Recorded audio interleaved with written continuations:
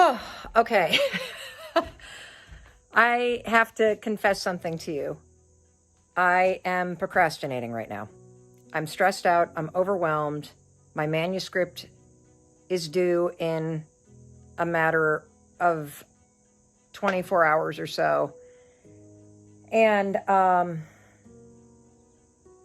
look, I'm even losing my train of thought in this video. And instead of working on the manuscript, I've become a passenger to my stress. And my stress has triggered me to take on a project. See this fridge? It would be empty. It has no shelves remaining in it because I thought the day before my manuscript is due, maybe you should spend a couple hours pulling the refrigerator apart, take everything out, put it on the counters. Why not hand wash all of the shelves there for the fridge?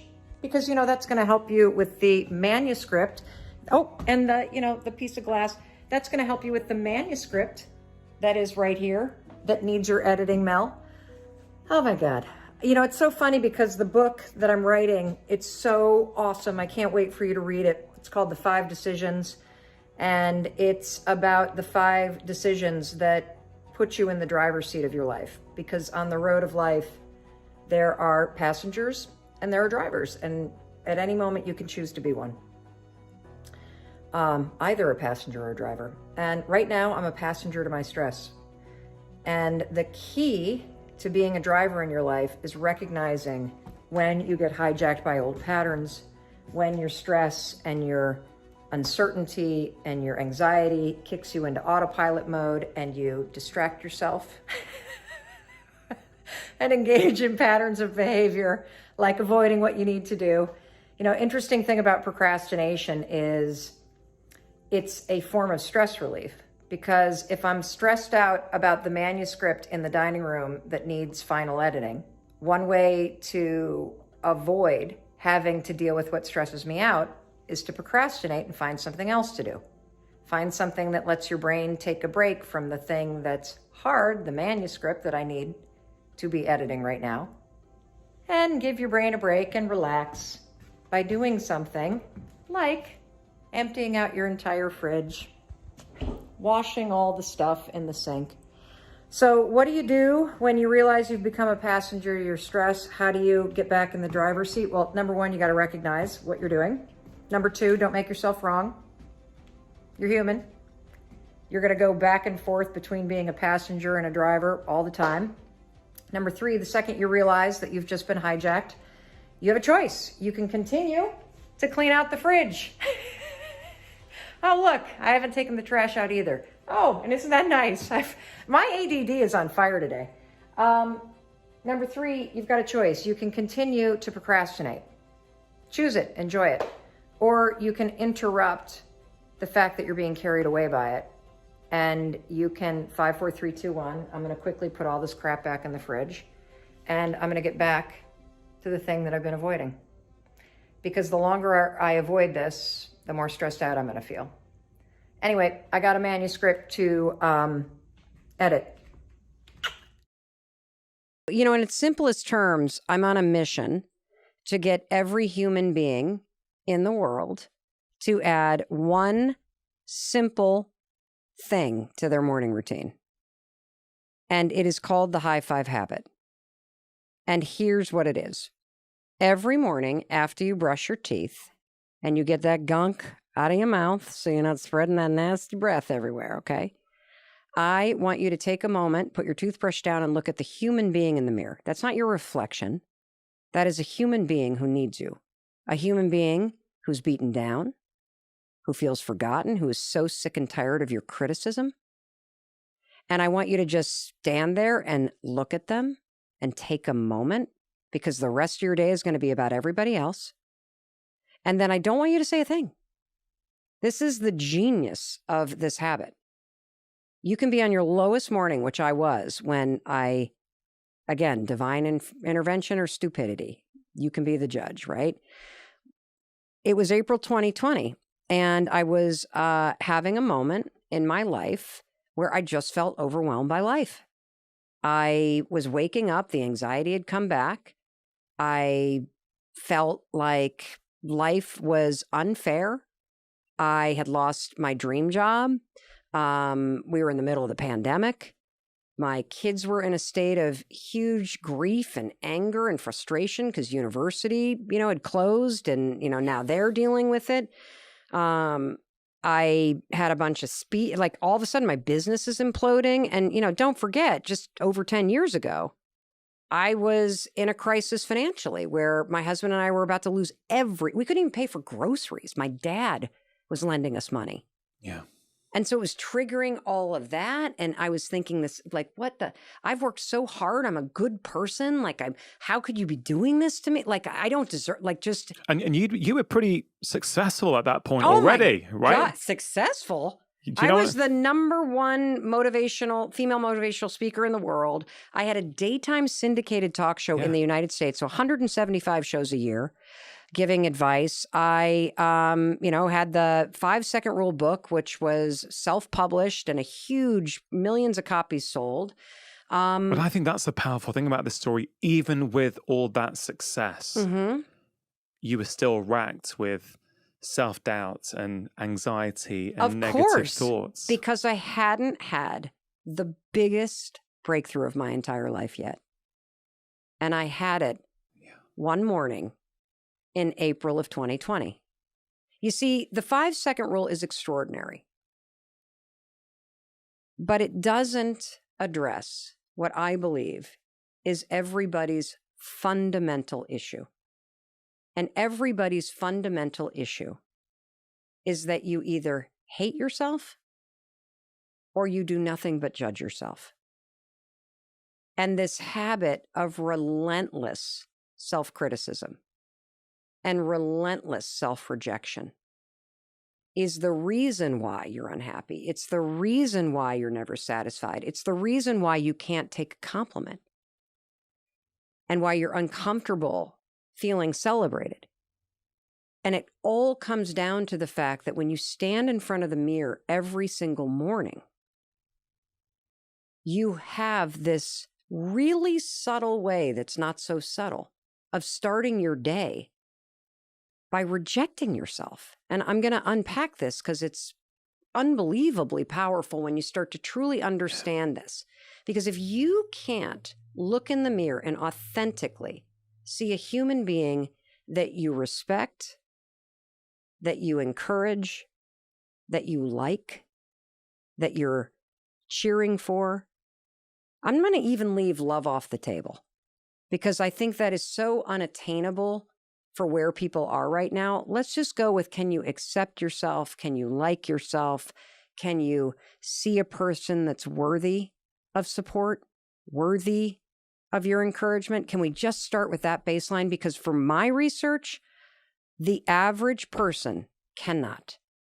From my research, 50% of men and women do not or cannot look at themselves in the mirror because they are either disgusted by the person they see or they are disappointed by them.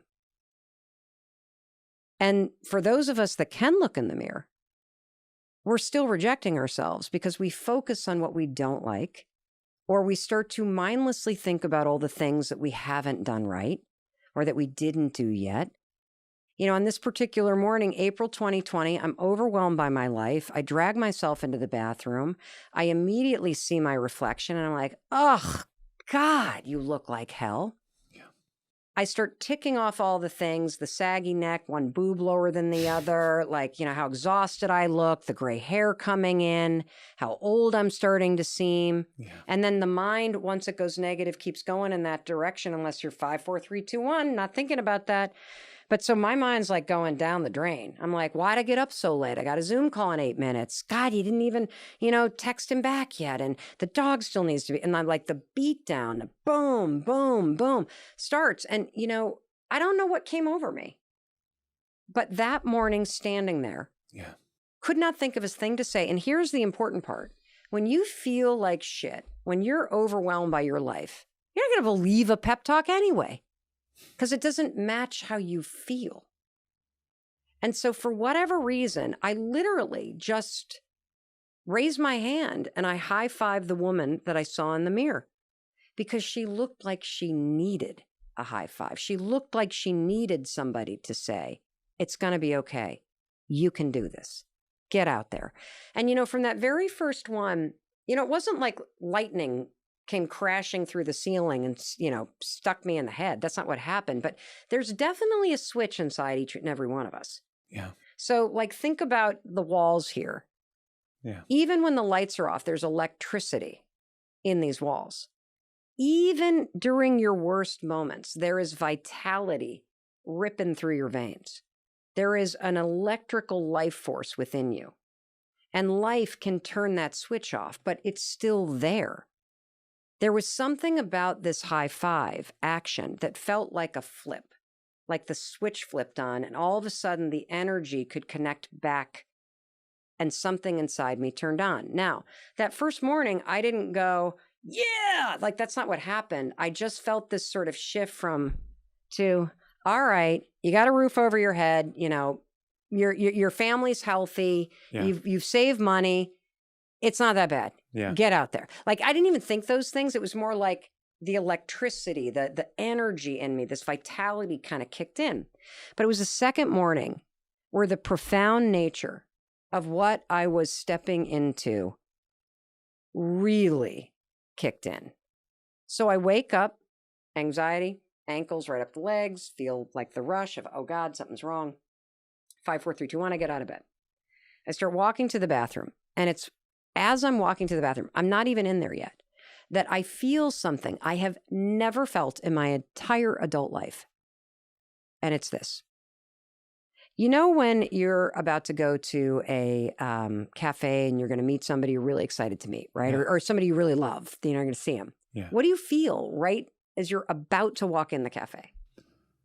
You're excited. You're upbeat. You're anticipating something good happening. Yeah. I actually realized I was feeling that way about seeing myself. Yeah. Now, I'm 53 this year. I don't think until that morning in April 2020, I had ever had an experience as an adult of being excited to see the human being Mel Robbins.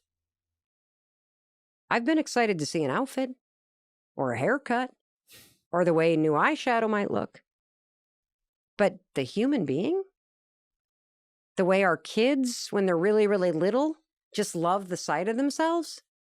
This unconditional support and celebration that's hardwired in your DNA when you're born? Yeah. And so as I rounded the corner that second morning, that's when the profound nature of this started to really hit me. And I stood there and I stared at the woman in the mirror. And I realized I don't think I've ever asked myself the question, what does she need from me today?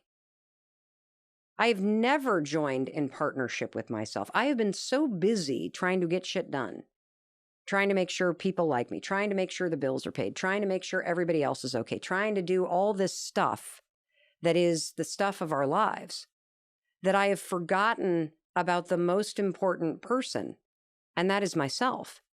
And again, I'm going to go back to a point that we have been talking about kind of in various ways, which is we all know that we're supposed to love ourselves. We all know that we're supposed to be kind to ourselves. You can read a quote on Instagram. You should talk to yourself like your best friend. The problem is how. You read a quote like that, you're like, no shit, Sherlock. How do I do it? I mean, what? Seriously? Right? How do you do that? I don't know. I've been beating the shit out of myself for years. How do I stop doing it? I don't know. And, here's the thing, logically, we know it's stupid because if beating yourself up, being hard on yourself, rejecting yourself, trashing yourself, if it actually worked, we'd all be millionaires. We'd have rock star bodies. We'd have the best marriages on the planet. We'd never have to work a day in our life. We'd be on a beach somewhere. It would work. Yeah. But instead, we have these patterns of thinking and small patterns of behavior, like not looking in the mirror at yourself is a form of rejecting yourself. Picking yourself apart is a habit of rejecting yourself. And so when you start your day like that, which you do, and then you go out into the world having rejected your very being, This is the reason why you are so thirsty for everybody else's validation. This is the reason why you are seeking your worth in the money that you make, in the car that you drive, in the downloads that you get, in the likes that you have, in the neighborhood that you live in. You think your worth is outside of you. And I'm here to tell you the secret to your fucking life is grab that worth and bring it back home. Start practicing a physical habit, an action that demonstrates to your brain that you respect yourself, that you believe that you're worthy, that you deserve forgiveness, that you deserve encouragement, that you believe in you. And as you start to practice the physical action, the universal symbol for I got you, I love you, I celebrate you, I see you, I believe in you. When you practice this physical action, the neuroassociation that is already in your brain with the high five to yourself in the mirror takes over. It's insane how this works. The science is mind-blowing. I think this is 1,000 times more powerful than the high five habit because it cuts down to the core of who you are. You think it's more powerful than the 5, 4, 3, 2, 1 habit? Hell yes, I do. Hell yes, because the 5, 4, 3, 2, 1 is a tool that will push you to take action. 5, 4, 3, 2, 1 is a tool you use to cut off the worries that trigger anxiety. 5, 4, 3, 2, 1 is a tool that you use to create a moment of objectivity and control when you're normally triggered so you can consciously choose a different response. Yeah. The high five habit goes all the way down to the core of who you are and how you treat yourself. And when you become a human being who has compassion for yourself, who likes you, it won't matter what happens out there. Yeah. Because everything in here is healed and taken care of. And so, like, you know, somebody can say to me, I don't love you anymore. I don't like you. It'll sting, but it doesn't change the fact that I still like myself. Because I practice and demonstrate it. That's the difference. Yeah, and that's, I think, the hidden magic in the high five habit is, because I've been trying it the last few days, right? And what did you experience? It is powerful because... Well, walk us through. Like you're standing at your bathroom sink. Yeah, and walk us through your experience. Well, first of all, you have to take a pause from your life, whatever you were going to do. It requires an intentional pause to go, no, I'm going to now do this action for myself. And I've got to say, before I tell you how it went, I think it would have been very different for me a few years ago because I feel self-compassion, you know, not seeking your worth from outside, from other people, from download numbers, likes, what people say about you, which was a huge part of my life. Mm-hmm. I feel that having put a lot of that to bed now and really feeling that I actually like the person I see in the mirror these days. So I kind of feel 5 years ago, I would have had a different experience with it, but it was still powerful because you are just looking at yourself and you're putting your hand on the mirror. And I think what it is, it's just that pause, that moment of seeing me. Like you are seeing yourself. Mm-hmm. And like, I don't know, you know, obviously as a guy, what do? We're often looking in the mirror. We might be looking at our beard as we're shaving, right? Yeah. But you're not looking at your eyes, right? You're just looking at, oh, I need to shave. Oh, I missed a bit here. Let me get rid of that. And then you crack on, right? Or you look at your face and your hair, but you're not really looking at yourself. Right. You're seeing your silhouette. You are seeing yourself, but you're not seeing yourself, if that makes sense. Yeah.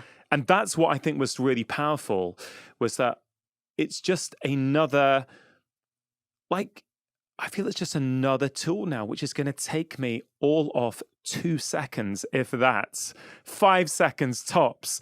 It's not as if I don't have time to add that in.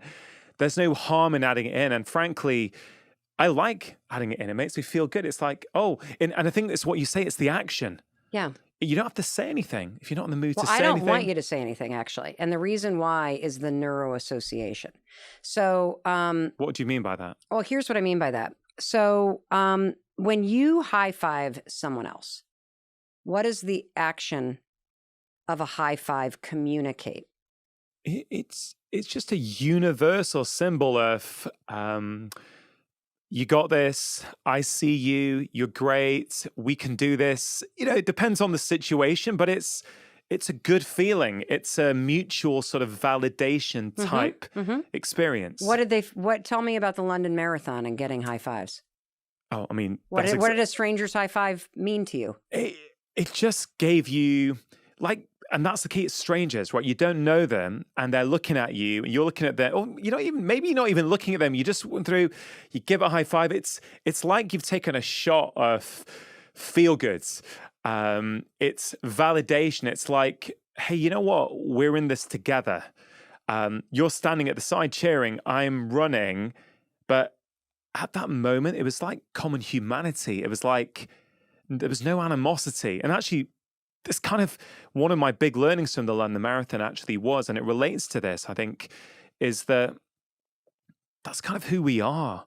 Like in what is considered a very divided world at the moment, I went and did the London Marathon, and all I saw was love, strangers giving love to other people that they didn't know, right? And how did they give that love?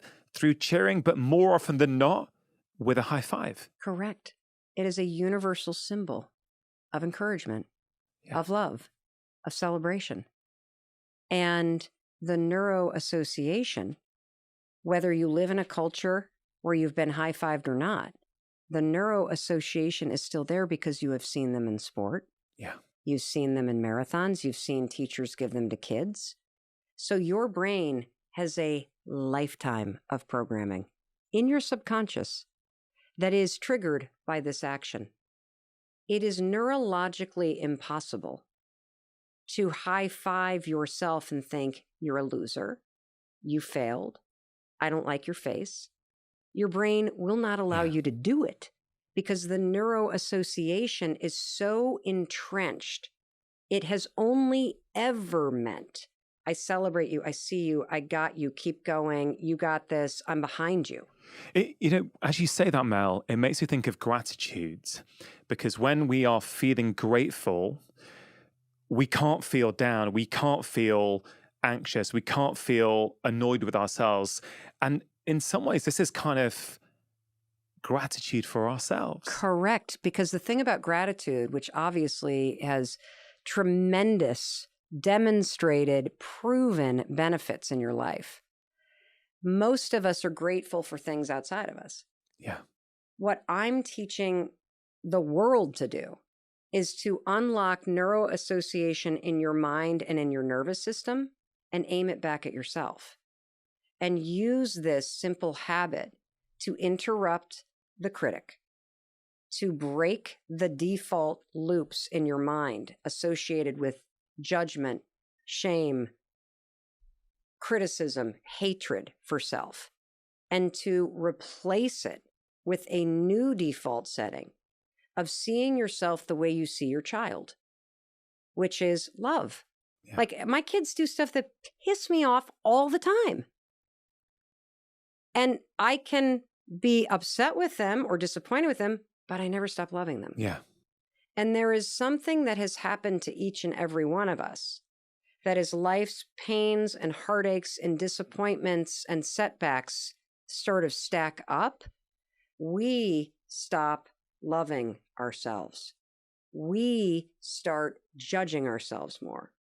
We start condemning ourselves more. We start rejecting ourselves more. We start trying to seek somebody else's love and approval in order to fill up this well inside of us that we've been digging because we've been rejecting ourselves. And so, it's so powerful because the action alone is what communicates it.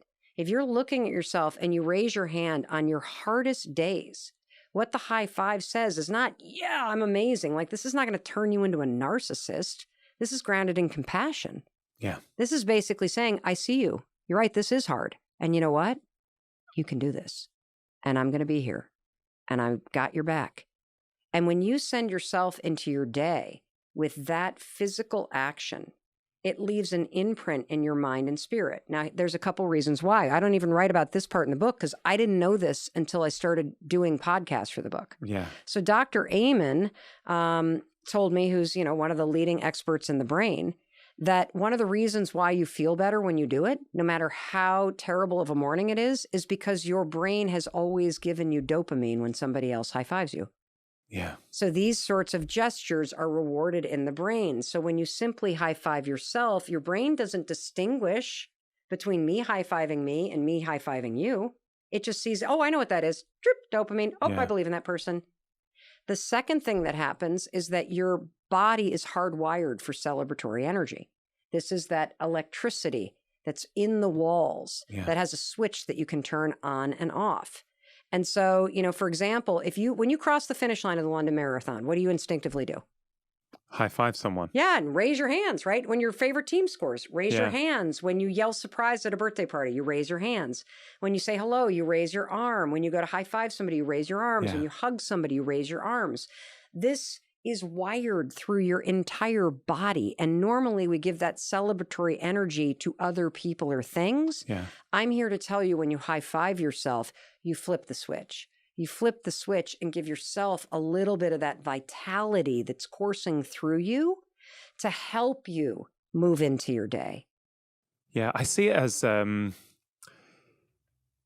almost like it is about the high five, but it's not in many ways as well, because it's like if you're going down a road and the high five to yourself sets you off on a different path for the rest of that day compared to had you not done it, right? 1,000% right. So let's just use a great example that everybody can latch onto. Sport. Yeah. So if a team is about to play the championship in the league, right? Yeah. And they're the underdogs. What is the best way to send the team into that game? Is it to beat them down? Oh, you did a terrible job on the London Marathon. You're going to face plant in New York. Oh my God. And I saw your split times. We're fucked. No, that's not the best way to do it. But that's what we do to ourselves. Correct. Correct. And so I'm here to say, you don't have to say anything because you're not going to believe it. So we're going to cheat this. We're going to circuit your feelings. You're bypassing Correct. words. It's like when you take like this ridiculous example, but it's like when you take a B12 supplement, but you take it sublingually, so it dissolves. So you bypass having to go into the gut, through the liver, and then you get it straight in. Correct. And it's got that feel to me. 1,000%. And so you send yourself into the game of life with that sort of optimism, with that resilience, with that compassion. And, look, some days you're going to laugh. Some days you might cry. People report some days you're going to just feel a little bit better. And some days you're going to high five yourself and laugh out loud from the dopamine and walk into your boss's office and ask for that raise or quit. Because you're going to remember that no matter what, you're going to be okay. You're going to remember that no matter what, you got your own back. You're going to remember that it doesn't matter if nobody says great job at that presentation that you worked on, because you can walk into the bathroom, as people have written to us, having practiced this. Hey, I did a presentation at work. Nobody said a damn word. The old me would have walked into my cube and cried and thought I was getting fired. I knew I did a good job. I walked into the bathroom and high-fived myself. Your kids can stick this in their back pocket. And it's a way to reset yourself when you start going down that negative road. And why is this important? It's important because the high five is not going to remove poverty. It's not going to remove discrimination. It's not going to remove diabetes. It's not going to remove the fact that somebody just said they want to divorce you. It's not going to remove all of the trauma. It doesn't change those things. It changes you. Yeah. And it changes your relationship with yourself and your ability to believe that through your actions and your attitude, you can move the needle on those things. Yeah, I love that last point, Mel, because the similarities between the way you talk about this and the way I've been talking about certain behaviors and 5-minute habits for years, they are so connected. And one of the things I often say, and I want to just acknowledge you for what you just said, it's not going to change your life situation. If you're in poverty, you're still going to be in poverty, but you're going to be a different person. You're going to be better able to face the stresses that are in your life. Yes. And I think this is such an important point, right? Because I have said this before on the show, but I always think it's worth reiterating that a lot of people feel that self-help or wellness is the preserve of the wealthy and the middle classes. But actually, habits like this, yes, they'll help someone who's got a ton of money in their bank accounts, because a lot of people like that are racked with self-doubt on the inside as well. But it's also going to help someone who is in poverty, or a single mum who's working 2 jobs and has got 3 kids and is really struggling. That little micro moment each morning where she sees herself in the mirror, she signals to her brain that she is worthy, that actually she's a human being with real feelings, and for all her qualities and all her, all the great things that she's doing, that has power, right? Oh my and God, it is amazing free. Power. It is free. There's not a single person pretty much who is listening to this or watching this right now who couldn't just either pause or at the end go, all right, I'm convinced, Mel. Like, go on, I'm going to give this a go. I'm going to give this a go. Yeah. Well, first of all, don't rush it. Don't rush it. So don't go into the bathroom and slap the mirror and be like, I didn't feel anything. I want you to, again, as you so rightly put, take a minute and just look at yourself, because for most people, that's the hardest part. I mentioned that, I get smarter and I learn so much from every comment and people that write their stories in. And one person, Allison Bird, a friend of mine, who made my ability to explain the depth of this so much deeper, because she said one thing to me when she tried it before the book came out. She said, I think it's working. I feel energized. I said, but what surprised me, Mel? I said, what? She goes, the resistance. I said, the resistance? What are you talking about? She's like, oh, first couple days I did this, I stood in front of that mirror and there was something in me that's like, I couldn't even raise my hand. There was this resistance. And so I'm like, oh, that's interesting. And so I, of course, put something out. Hey, to the 700,000 people on the newsletter list, anybody trying this and feel any resistance? We write to everybody that's in our little test group. Anybody feel, holy cow. It turns out that most people do not have an immediate positive, oh, I'm doing this reaction. Most people have massive resistance to even trying it. And I want to explain why, because this is extraordinarily sad. And it also is an enormous opportunity for growth, because I believe, based on having 136,000 people go through a 5-day challenge online that we're monitoring in an app from 91 countries and seeing what they're reporting, I know that this takes 5 days to work. 5 days before you have an enormous breakthrough in how you see and relate to yourself. 5 days before the chemical, physiological, neurological, physical, and psychological change starts to go, holy cow, this is crazy. This works like this. And so the resistance comes from self-judgment and self-condemnation. And I'm going to tell you a story to drive this home. For people who stand in the bathroom mirror when they try the high five habit and they feel this resistance in their body, first of all, let me say, it's really normal to think this is weird, because it is, okay? It just sounds so cheesy. For those of us that grew up with Saturday Night Live, you're going to think of Stuart Smiley. I'm nice, people like me, that skit they used to do about the guy who talked to himself in the mirror. You're going to stand there and go, seriously, Dr. Charlie and Mel Robbins, you two have lost your mind. But okay. If it's weird as you do it, that's a sign it's working. Yeah. So Dr. Leaf told me, oh, well, that's what it feels like when a new neural pathway is getting plowed.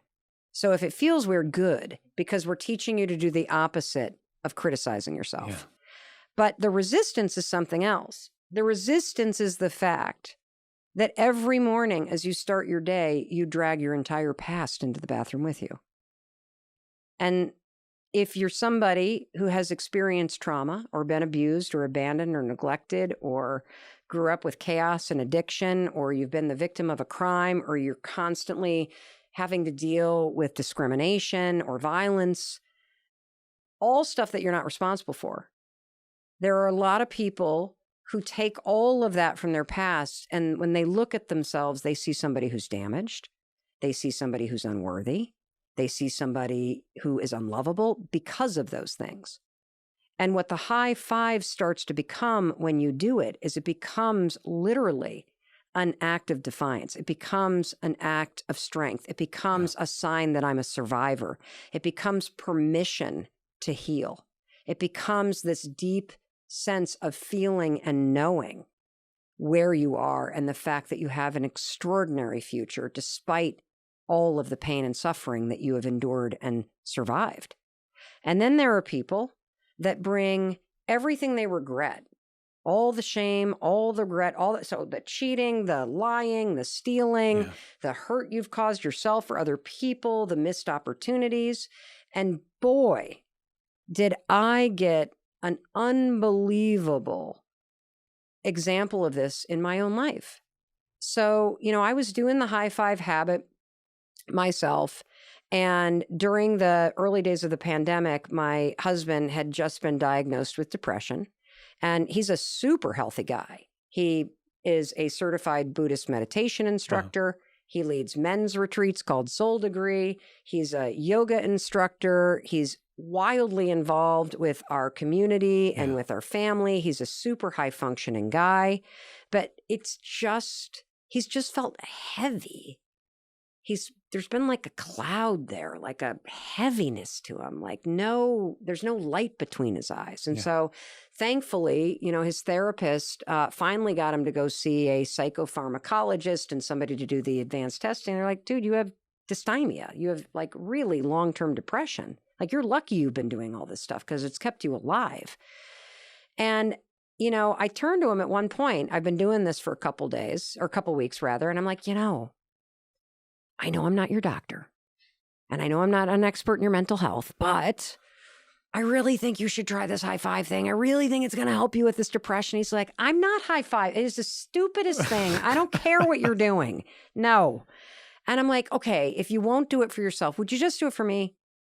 Would you do it for 5 days? Because we're in the middle of researching this now. And I haven't even shared it with my audience yet. And I'm kind of writing down in my journal what I'm feeling. And I've got a couple people on the team. Would you just do it for me?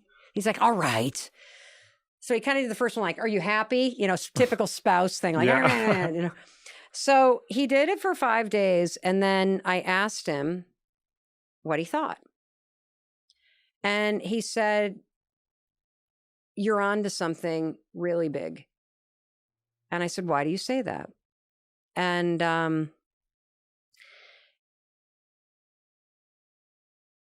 I had no idea how dark my husband's thoughts were.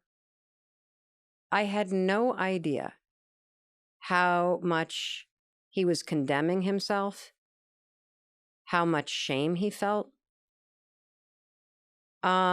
I knew that he was struggling with depression. I had no idea that for the past 7 years, the man who has stood next to me at the bathroom sink next to me would look up at the mirror and see a person that he hated. He saw a person that had failed. He believed that since the restaurant business didn't work and since it left us $800,000 in debt, and that his wife had to go out and make the money, that he was the world's worst father, the world's worst husband, and he has been condemning himself every day for 7 years. And the reason he thought the high five was stupid is because you only high five people you care about. You only high five people who are winning, and he, of all people, didn't deserve it. And for me, I knew that he was struggling with shame around the restaurant business. I knew he was struggling with the amount of debt that we had and the fact that, he had, the investors lost money. Like for me, I had a totally different experience. I'm like, you guys worked at that for 8 years? You made your investors whole? Like, hello, entrepreneurship? Like, we wouldn't have the 5-second rule without it. Are you kidding? Like, woohoo, we're winning. This is amazing. Like, his business partner had the same, like, he was proud of what they built, proud of how hard they worked. Chris, for whatever reason, that was not his story. Yeah. His story was condemnation, regret, shame. He could only see a failure. And, what was wild about that is, I've for years talked Chris up. I've for years have told him how proud I am of him. He was the CFO of the business as the company was taking off. Yeah. Like he owns half of it. Like he's an integral part of everything. Yeah. He doesn't see it that way. And that's an important part. Yeah. Nobody can heal you. Nobody can change how you talk to yourself. This is an inside job. And so if you relate to how my husband feels, I want you to understand that what Chris said to me was that this high five and pushing through the resistance is an act of forgiveness. It's an act of healing. It's an act of support and compassion that allows you and shows you that you are giving yourself permission to feel good again, that you deserve to be happy, that you deserve and that you can continue to push on and go do better and be better and feel better. And that of all people, you're going to stop judging you. Okay, how many procrastinators are in the room? Raise your hand. And everybody else is just procrastinating on raising their hand. I'm about to change your life because this piece of research changed mine. Procrastination has nothing to do with work. The people that write to us the most that struggle with procrastinating, PhD students, engineers, entrepreneurs, people that have a lot on their plate, that have a lot of things that they need to juggle, and that are analytical and thinkers by nature. Procrastination is a form of stress relief. What are you stressed about? I want to get out of this business of real estate. I want to retire in the next 5 years, and I can't because I have not saved up. I have not gotten the money that I need to do that. Bingo, and it makes you upset, doesn't it? Yeah. How many of you can relate to that? She said that what's stressing her out is she wants to retire. She hasn't saved up enough money.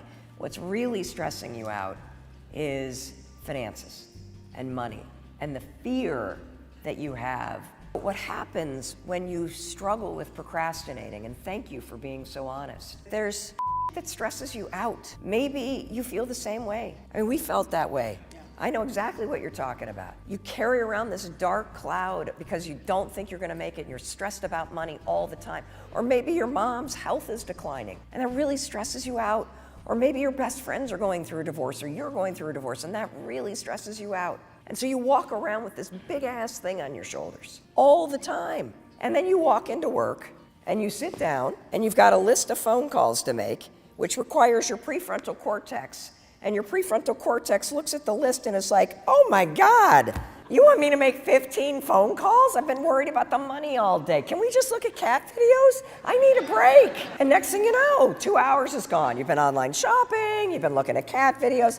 And then of course you look at the 15 phone calls, you're like, I didn't make them, I didn't make them, I didn't make them. The research on procrastination is undeniable, it's black and white. Number one, all of you that procrastinate, procrastination's not the issue, it's stress. You're procrastinating to give yourself a little break at work. It's sort of like taking a smoking break almost, you know? You're just taking a break. So number one, because you're all stressed out and procrastinators are very hard on yourselves, this is gonna sound super stupid, but you gotta forgive yourself. You have got to actually have a talk with yourself where you feel yourself starting to procrastinate, you go, look, I know I really screwed up. I know I'm in a mess financially. I forgive myself. I'm just gonna do the best that I can. So you have to address the thing that's underneath it. So that self-awareness of knowing, oh my God, here's that stress again about finances. screwing me over and preventing me from doing the small things that will actually fix my finances. Second thing that you're going to do, procrastination's a habit, right? You get triggered by stress. The habit is to procrastinate. So when you get triggered by stress, your new habit is, oh, there's my stress again. I'm going to actually tell myself, okay, you've done the best you can. It's okay. We're going to do a little bit today. You're going to create what we call starting ritual. A starting ritual is something that pushes you to start. The best one on the planet, the 5-second rule. So you've said, okay, there's my stress again. I forgive myself. Now we're going to 5, 4, 3, 2, 1. I want you to only work for 5 minutes. That's it. 5 minutes. Make phone calls for 5 minutes. Here's what we know based on the research. 80% of you will keep going. The trick is starting. You see, I want to break the connection between the trigger, which is stress, and the response, which is procrastination. And whenever you feel stress, which is normal, you have a choice. Here's that gap. In 5 seconds flat, the habit of procrastinating and beating yourself up will take over. Or you can close the gap, 5, 4, 3, 2, 1, and you can make a different choice. I'm just going to get started. I'm just going to be okay with where I'm at, and I'm just going to get started. Got it? Good. So first of all, motivation is complete garbage. Everybody's sitting around waiting to feel like it, Jay, and this is a recipe for never seeing your dreams come true and dying with a lot of regret. Thank you very much. Welcome to my TED Talk. This has been very inspiring. No, seriously, I want you to understand that you will never feel ready to do things that scare you. You will never feel ready to jump off the cliff. You will never feel ready to take that leap. And the reason why is based on science and research. Your brain is designed to protect you, and change requires risk. And so you are protecting yourself by saying maybe tomorrow. This is where the 5-second rule comes in super handy. So if you are constantly procrastinating, you probably have a bias towards thinking, and you can use the 5-second rule to literally push yourself to take action. All you're going to do is count backwards, 5, 4, 3, 2, 1. That's it. I know it's as dumb as the high five. It's as simple as the high five. It has profound research behind it, because what you're doing when you start counting backwards, and you have to count backwards, it does not work if you count up. It doesn't work, because counting backwards, 5, 4, 3, 2, 1, requires you to focus. When you focus, you flip the switch and your prefrontal cortex turns on. This is a starting ritual that interrupts the patterns of overthinking, of fear, of anxiety, of procrastination, of comparison that are making you go, tomorrow, not today. I don't feel like it. 5, 4, 3, 2, 1, your prefrontal cortex turns on. That's the part of the brain you need to either learn new behavior or take action that's inspired. So now when you get to 1, you got a shot at doing something different. So move. And here's the real secret to this. The second you started counting, you actually made a decision to change. So the counting is the Trojan horse to the bigger thing you're avoiding. 5, 4, 3, 2, 1 launches you through the resistance, and it pushes you into action. That's the only way you're going to change. Sitting there listening to us, lightning is not going to strike you on the couch. Jay and I are not going to show up and kick you or drag you out of your house and make you go on that run. If you want to change your life, you must make a decision to change your life. And, I'm going to say something that I really hope happens from you listening to Jay and I today. I think it's very easy to sit in this moment in your life and to look back at your life and to see how everything that's ever happened to you, positive and negative, is a dot on the map of your life that has led you here. True power is knowing that this moment right here is also a dot on your map, and that this moment too is connecting you forward on the map of your life towards something extraordinary that hasn't happened yet. And you can either sit here and listen to this and let this dot come and go, or you can wake the heck up and realize at some point the map takes you to a final destination, and we don't know when that is. But if you want to change your life, you got to make a decision to change your life. And sitting around and waiting to feel ready is not the decision I want you to make. So when you're done listening to this, 5, 4, 3, 2, 1, I want you to turn toward that thing that you've always dreamt of, that you've been waiting to do, and you go. And you move toward the thing that is meant for you, because that's the only way you're going to get there. Ashlyn Liu. I often find myself procrastinating on working on my side hustle of making online content by keeping busy with cleaning. It gives me the illusion that I'm being productive. Yes. How do I stay on track? It reminds me of you with the furniture. Yes, I used to rearrange the furniture in my living room every week because it allowed me to distract myself from doing the real work that I needed to do, which was to create a side hustle so we could pay our bills. It became like a joke. So the thing about procrastination is it's triggered by stress. So your cleaning is being triggered by stress. And there's only one way to deal with this pattern. You have to interrupt it. So when you catch yourself cleaning next time, that's a moment of power because you're now present. You're like, oh my God, here I am cleaning again. Use the 5-second rule, 5, 4, 3, 2, 1 to switch gears in your brain and get control in the moment. And then I want you to just do one thing on your side hustle. That's it. Drop the cleaning stuff, walk over, send one email on your side hustle, write one paragraph of content, do one thing. And here's why. Here's why I want you to focus on doing one thing or working for 5 minutes. That's it. Set a timer for 5 minutes. I'm going to work on content for 5 minutes. We know based on the research that you're 80% of the time you're going to keep going past the 5 minutes, because the issue isn't that you don't know how to create content. The issue is that when you start to feel stressed out, you go to cleaning. It's a pattern that you've trained yourself to do. The only way to interrupt that pattern is to break it and insert a new one, okay? And let me just say something about procrastination and perfectionism, okay? Because how many of you struggle with being a perfectionist? Yep, I'm sure. The thing about those of you who are perfectionists is that it's not about being perfect. Perfectionism is really your attempt to be in control. And we're seeing a massive rise in the number of people that struggle with perfectionism. And I think it has to do with the fact that our culture is now so focused on performing from an early childhood, from how you do in school to being on the right club team, and then it's the travel team, and then it's the this team, and then it's recruiting for college, and the way that we parent our kids, and helicoptering and swooping down, and the pressure of college, and the pressure to achieve, and the concern that you're going to make a mistake. I mean, this has become a self-imposed epidemic. And so if you are somebody who struggles with perfectionism, you can't turn in something at work until it's perfect. You can't finish the paper until it's perfect. You can't even start with redecorating your room until you know the perfect color. That this is really about control. You are uncomfortable just being in the flow. You're uncomfortable with the unknown. And the most important thing here is to realize that this is a pattern, and you absolutely have to break free of the need to do everything right and to get into the mode of just being willing to try. Get into the mode of understanding, hey, if I turn in something at work that's not like perfect, I'll get feedback and then I'll make it right.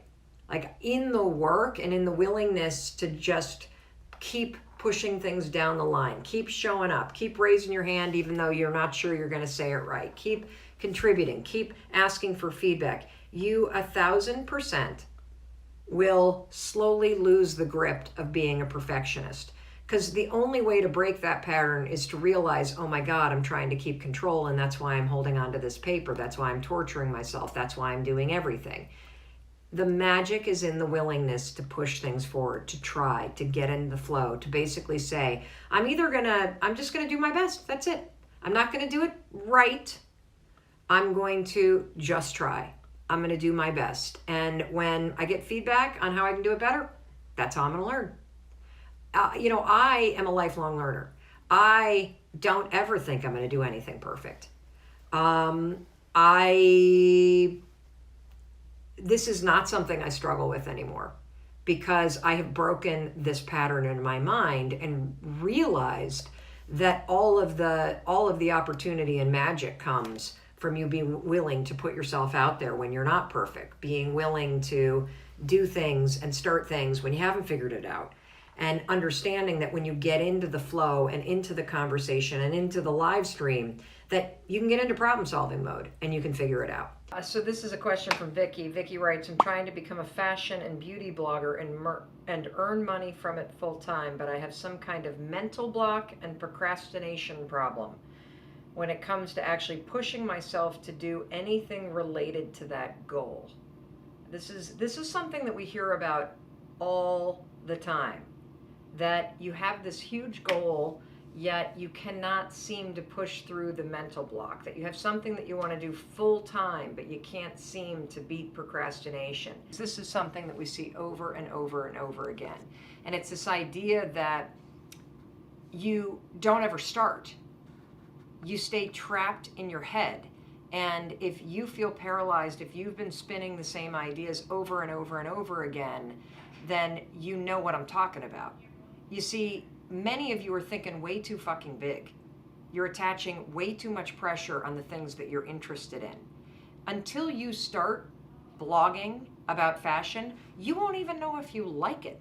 So thinking that you have a dream about doing it and thinking that you have this grand plan that you're going to do it full time, it is a complete and utter waste of your time to be dreaming that big. And let me tell you why.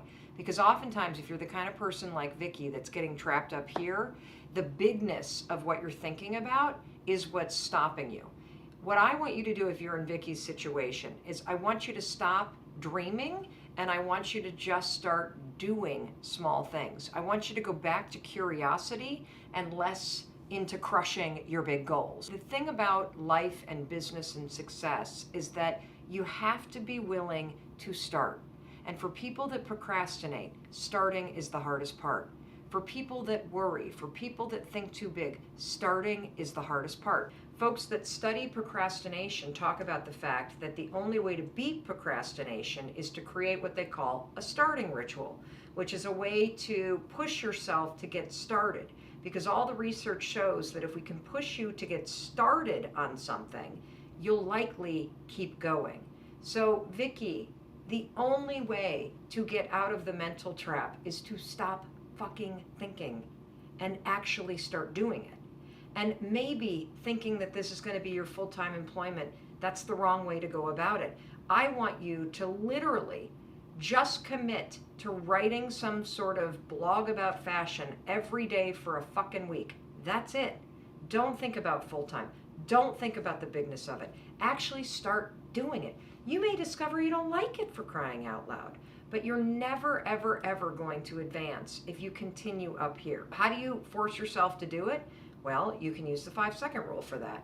You can wake up in the morning and say, today I'm committing to making small progress on this thing I'm curious about, which is fashion blogging. You can find time when you're going to sit down, and then the second that it's time to do it, 5, 4, 3, 2, 1, and start writing. Here's what you can expect to experience if you're somebody like Vicky who has trouble getting out of the thinking loop. The second that it's time to actually move from thought to action, you will become a first-class asshole. You will feel resistance. You will struggle with what you're going to write. You will start to feel like it needs to be perfect. You're going to come up with excuses. You're going to talk yourself out of it. Why? Well, because you're used to thinking, and now you're asking yourself to do. Why am I explaining what you should expect? The reason why I'm explaining what you should expect is because it's normal to feel those things. It's normal to feel scared. It's normal to feel like you don't want to do it. It's normal to think about doing it perfect. Letting those things stop you is a choice. So, let me recap. If you're the kind of person like Vicky that's got all these big ass dreams, but you can't get out of your thinking loops, you can't stop procrastinating, you can't stop thinking about it, you get overwhelmed and so you do nothing, the only solution is micro action. That's it. I don't want to hear shit about your big goals. In fact, for everybody out there, I don't want to hear shit about your dreams and your goals until you're actually taking the actions every day for a couple weeks straight. You don't get to talk about your dreams until you can prove that you wake up and every single damn day you push yourself to take one small action forward. If you can do that consistently for a month, then you can start talking about your dreams. Then you can start talking about how you make money at it. Then you can start talking about how you build skill around it. But until you can actually get your ass out of bed and make the commitment to yourself to do the actions required to become a blogger, or to be a blogger, not become, to be a blogger, to be somebody that's in the restaurant business, you're just all talk. That's all I got to say on this. And look, we all procrastinate. We avoid the things that we know that we need to do, and then we spend the rest of the day beating ourselves up. It's amazing. Actually, it sucks, doesn't it? So how do you stop procrastinating? Oh, simple.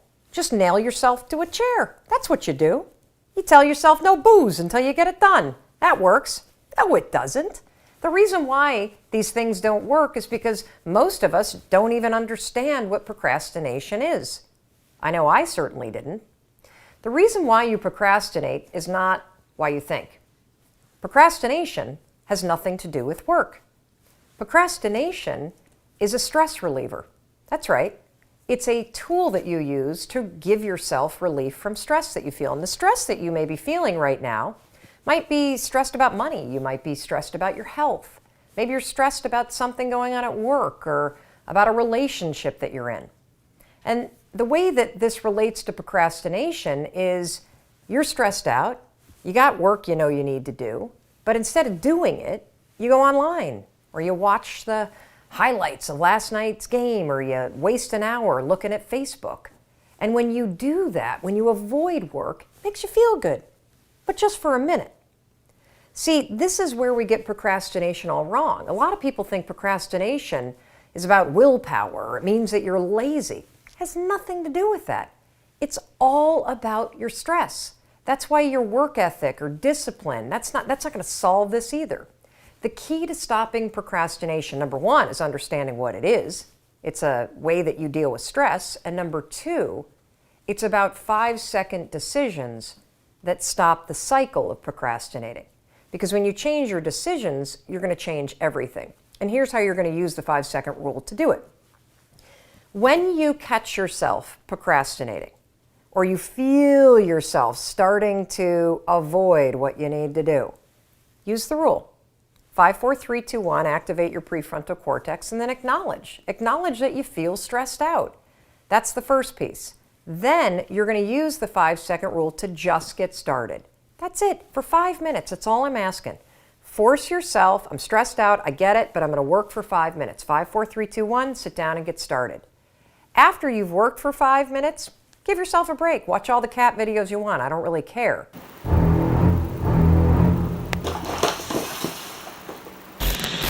The point here is that this is a way that you can use the 5-second rule in combination with research about beating procrastination that puts you in control of your decisions. Stacy found that when she used the 5-second rule to improve her relationship with herself, there was an amazing result. She stopped procrastinating. In her words, your rule has helped me grow in ways I never thought possible. I no longer procrastinate on anything. And the same is going to be true for you. Because when you understand that procrastination is something that you do when you're stressed, and you also understand that the secret to beating procrastination, which is a habit, is to just get started, now you can use the 5-second rule to leverage all the research that will help you end the habit of procrastinating once and for all. To learn more about the science behind why this works, why just getting started is the key, and all of the science behind it, I want you to read Chapter 11 of the 5-second rule book. And it's available on Amazon, Barnes & Noble, and at your local bookstore. Today, what we're going to be talking about is we're going to be talking about the powerful connection between your mindset and your morning routine. And I'm going to give you an assignment at the end of this training. Tomorrow, we're going to build on this. So this entire week, what we're going to be talking about are the components to your morning, because your mindset and having a powerful mindset and being deliberate about what you're going to think about and what you're not going to think about, it begins the moment you wake up. And believe it or not, how you wake up, not when, but how you wake up, and the first few things that you do in the morning will dictate your mood for the rest of the day, which based on science is going to impact your productivity, and it's going to impact how you feel about your life. And it will also impact your mindset. for the rest of the day. And that's why now that we've done in days 1, 2, 3, 4, and 5, we've done foundational training. You've learned a tremendous amount about how your brain works, about your default network, about how to be a deliberate thinker. You've spotted your limiting beliefs. You've learned how to think this, not that. You've started the skill and the practice of the skill. Remember, it's a process, not an event, to be a positive thinker. You've started practicing catching your limiting beliefs and swapping from that default way of viewing the world and thinking about yourself and choosing deliberate thoughts. Now let's talk about physical habits that you can adopt that are very simple, that will be life-changing, because they will impact your ability to be in control of what you're thinking and to be deliberate. And that begins with how you wake up. So let me talk about the morning. You can think about your morning routine and whether or not you even have one in the exact same way that we think about the brain. You're either defaulting to something that you've always done that may no longer serve you, or you're getting deliberate and choosing to do something that's more positive and powerful because you deserve it. And that starts with your morning routine. So if you're the kind of person where the alarm goes off and you hit the snooze, and then the alarm goes off again and you hit the snooze, and eventually you roll out of bed and you step into your day and you maybe drink a big dark cup of coffee and you skip breakfast and you skip exercise and you're tired. If that's how you start your day, your mindset is going to be impacted by that. If your alarm goes off and you immediately reach for your phone and you start scrolling through Instagram while you're in bed and looking at Facebook, and you are putting all kinds of stuff in your brain that triggers FOMO, that triggers insecurity, that triggers anxiety, that is going to impact your mindset for the rest of the day. And so starting tonight, I want you to take control and be more deliberate about your habits in the morning. And what we're going to do this week is we are going to build, based on science, the most powerful morning routine that you could possibly have. Sorry, I'm just moving this around so that the Instagram channel is brighter. The most powerful morning routine that you could possibly have based on science. It's super simple. It will help you become a more deliberate and positive thinker. And I'm going to walk you through step by step. And you're going to be doing this with more than 230,000 people around the world. So what is the assignment tonight? The assignment tonight is very simple, and you're going to hate it. You're totally able to do this, and most of you are not going to. You're going to let your limiting beliefs and your default mode of thinking stop you from making this simple change. And the thing that I want you to do tonight, this is your assignment. This smartphone right here, I don't want it anywhere near your bedroom.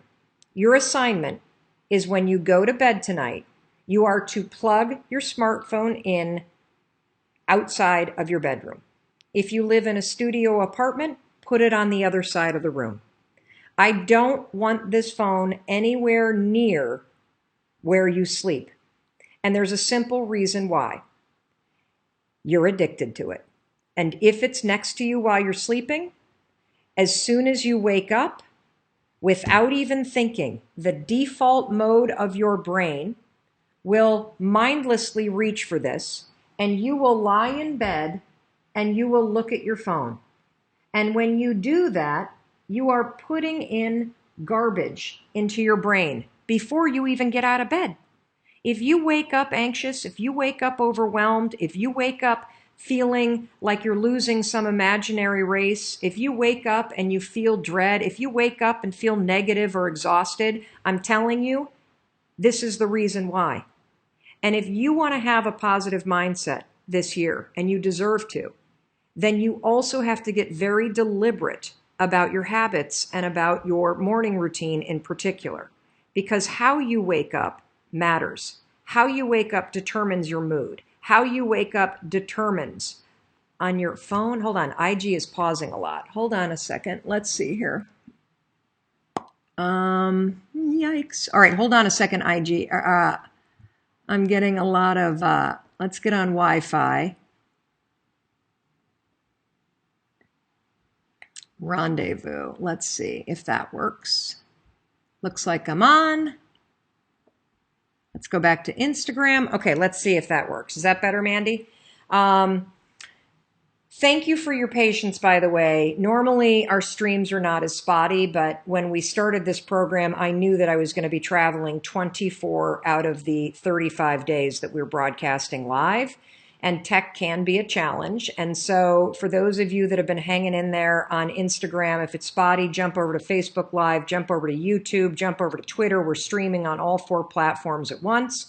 And we will also email you a link to this video, which is one of the reasons why, if you haven't yet, sign up for melrobbins.com/mindset reset, because we curate all this information for you and we tee it up for you every day.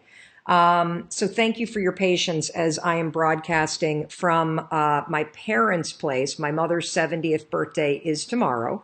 And for those of you that are just tuning in because the stream has been dicey, we're talking about the powerful connection between your mindset and your morning routine. In fact, I would say it's not even powerful, it's critical. You cannot have a positive, in control mindset if you don't have control of your mornings. And it makes a lot of sense from a common sense standpoint, right? If you wake up and you're behind the ball, and if you wake up and you've got your phone in your face and you're not even out of bed yet, and you're looking at everybody's perfect life on Facebook and on Instagram and on Twitter, or you're reading the news and getting stressed out, you're absolutely, positively not going to start your day off right. So the assignment that I have for you is a very simple one, and it's one that you're going to be tempted to ignore. Do not ignore this. Tonight, when you go to bed, you are to put your phone as far away from your bed as you possibly can. If you have a bedroom, get your phone charging outside of your bedroom. Turn the vibration off, and you can turn the ringer on. And here's why. I know many of you are single parents. I know many of you have jobs where people need to get a hold of you. Instagram is reconnecting again, so I don't know what to make of this. I apologize for the feed on Instagram, everybody. But if you start your day by looking at this, your mind is hijacked and you're going to be playing catch up all day long. I want to give your brain a fighting chance to be deliberate. Tonight, what I want you to do is sleep without your phone. Plug your phone in outside of your room. And then when you get up, you're going to notice something. You're going to notice that you automatically reach for your phone. Your phone's not going to be there. You see, we're setting a trap. We're setting a trap so that you don't fall into the default mode of laying in bed and looking at that thing. I want to give you a chance to catch your thoughts. I want to give you a chance to do a couple things in the morning based on science that will give you control over your day, that will boost your mood, and that will help you develop a much more deliberate and positive mindset. So you got it? If you're going to do this, I want you to put the bicep pump curl, emoji, or give me a thumbs up in the comments below if you're going to try this, because it's a lot harder than you think. And even those of you that are like, oh, I don't look at my phone, baloney. Every one of us is addicted to this thing. I'd like to take some questions real quick about mindset, about the mindset morning routine connection, about the cell phone, or about anything related to mindset reset. Danielle from Facebook, I love routines as well, but what if you let go of your routine? Can you still embrace yourself and the day? I'm not sure I understand the question. I love routines as well. I think that yes, you can, if what you're basically saying is you have a morning where you don't do your normal routine and now it's noon and you realize, my gosh, I've spent the morning in a negative mindset. Can you catch yourself? Absolutely. You absolutely, at any moment during the day, can catch negative beliefs.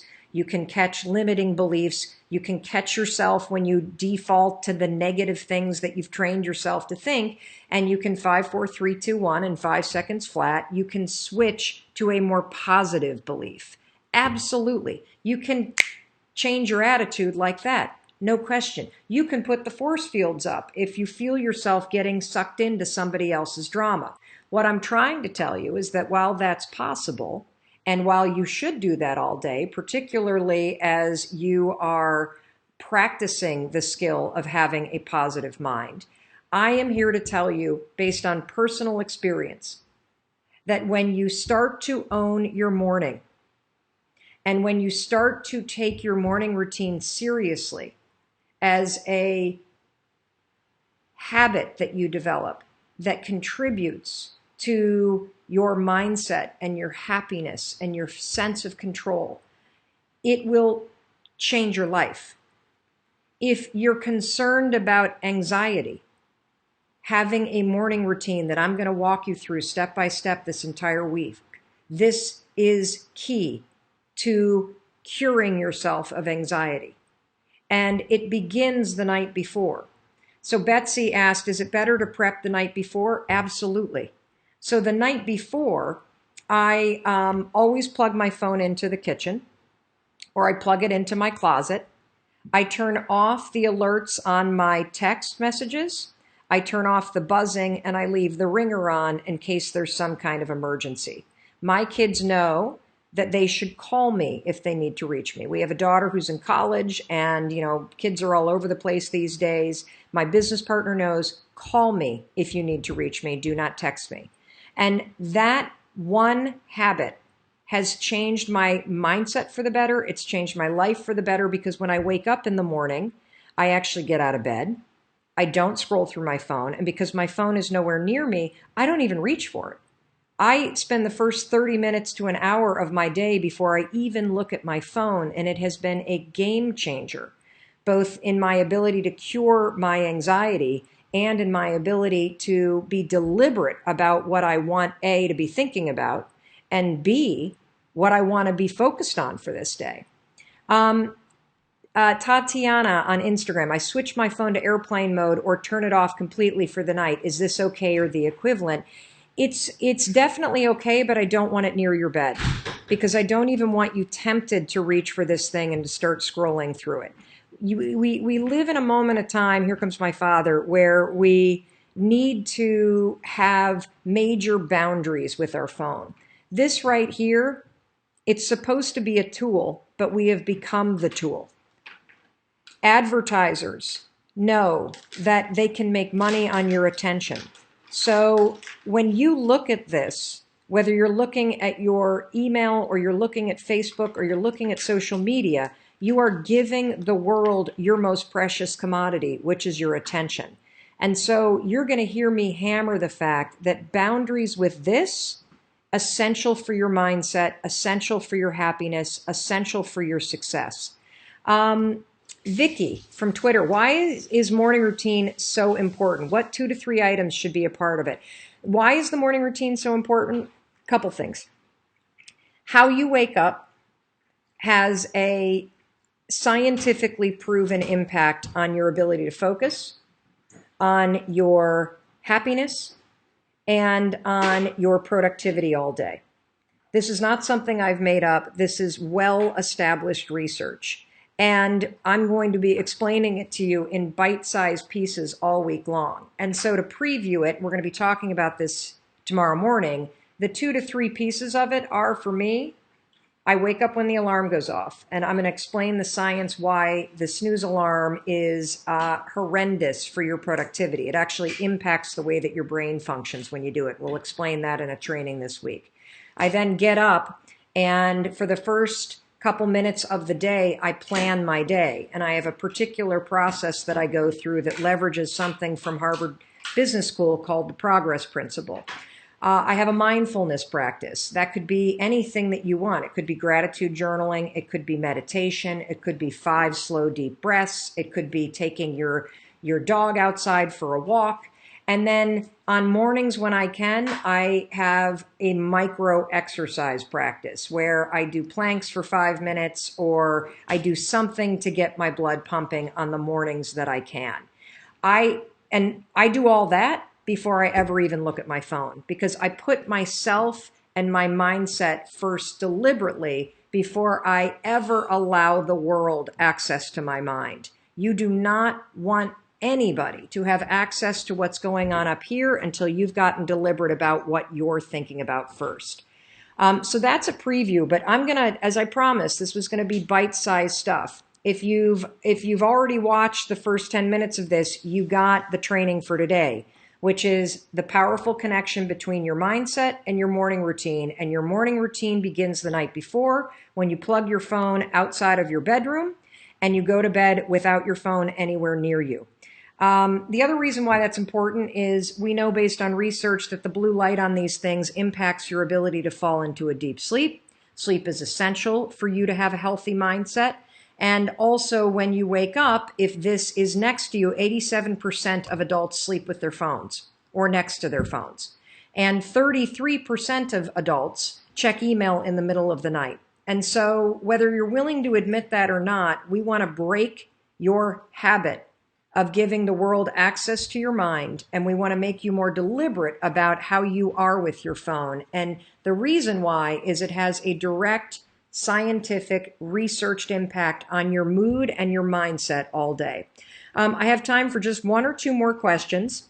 If you have any other questions about this, seeing a ton of, but my phone is my alarm, I have kids.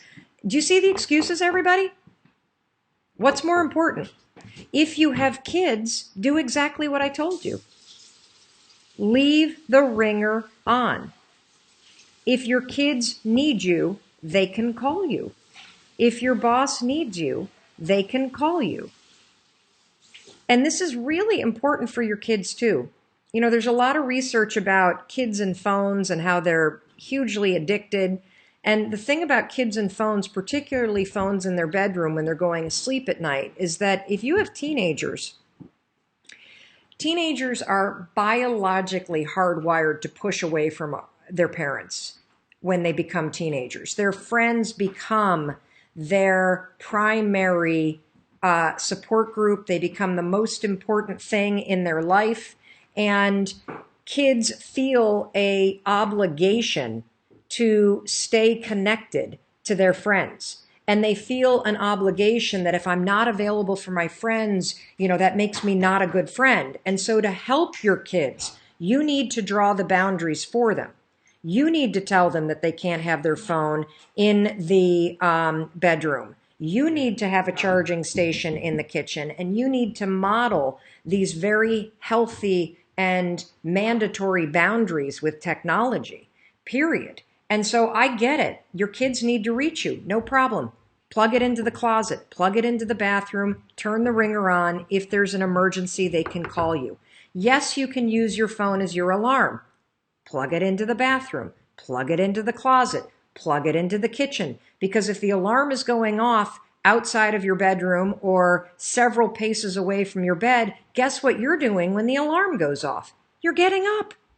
And tomorrow, I'm going to explain the science behind why you need to get up when the alarm rings and why you should not hit the snooze alarm. I don't hit the snooze alarm because I understand the neurological impact that the act of snoozing has on your mindset, on your mood, and on your brain's ability to focus. And that's exactly what we're going to talk about tomorrow. The reason why you have to get up when the alarm rings. And it's not because it sounds like a good idea. It's because of the science behind how your brain works and what hitting the snooze button and drifting back to sleep for 15 minutes does to your mind. You're going to learn all about that tomorrow, and it is a game changer. So, Mandy and Danielle, do we have any other comments, questions, excuses? Give me the thumbs up if you're going to try this phone challenge. This is going to change your life. Try the phone challenge tonight. Give it one night. And I want you to notice as you do it, how drawn are you to your phone? How panicky are you that it's not near you? Do you feel anxious about it? When you wake up in the morning, are you immediately grabbing for it? I want you to notice the default mode that you have with this sucker right here. Because part of being deliberate and serious about being a healthy, happy, anxiety-free, positive, confident thinker is taking control and having boundaries between the world and your mind.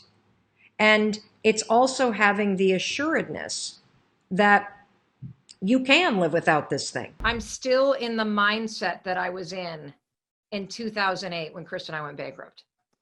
Which is, I need to get as Scarcity. Yeah. Man, really? Yes, that's the big insight No I've had way. during this pandemic. Yeah. Shut up. Shut up. We're going to talk about it. No, I'm And just saying yes, shut up because that's crazy to hear you say that. well, yeah, like because we shouldn't be talking, we should just be well, you're recording all this, so you can put I'm it any way you recording. Yeah, want. we could add it in here, but No, honestly, like, so if you get into a situation where you nearly lose everything, and look, I know you've been on your sister's couch, you've been down and out, you've had to reinvent yourself. We could be the reinvention twins, the two of us. we could be. Yes, and the thing is though, is that if you get in that moment where you can't pay for groceries, where you think your car is going to get repossessed, where you can't pay for your kids' town soccer league, like that is low. When as a parent, you can't provide what you want to provide for your kids. You don't ever want to be in that situation again. And so when I started to claw my way out of that, Lewis, and I started making money and Chris started getting his restaurant business back on the rails, I mean, we were still $800,000 in debt. It was 3 years worth of trying to make the ends meet. And when I gave that TEDx talk in 2011, I had been, that was 3 years after I discovered the 5-second rule. I had a full-time job with benefits, and we were still massively in debt. There were still liens on the house. And after that TEDx talk, which is what launched the speaking business, as people started to book me and I started making money, I was like a squirrel with a freaking nut, man. A dollar came in, I'm like, put it away, put it away, put it away, Right. put it away, put it away. And every time a speech came, you know what everybody said as I started to explode on the speaking circuit is, oh, speakers get hot. You're going to be the hot speaker in, 2017, and then take everything you can get. And I Because then just they're said on to the yes. next speaker. Yeah, yeah. And so I figured it was just a fad. And so I said yes to everything. And I have become addicted to being busy. And it is driven, when I'm present, from making an impact. But if I'm honest, it is mostly driven from that mentality from 2008, the fear that this could all disappear. Wow. We both went through our own, I guess, identity shift and dream death or ego death in 2008 with me from football and you with your career and everything. To give people context, because I'm just going to roll with this from what you just shared.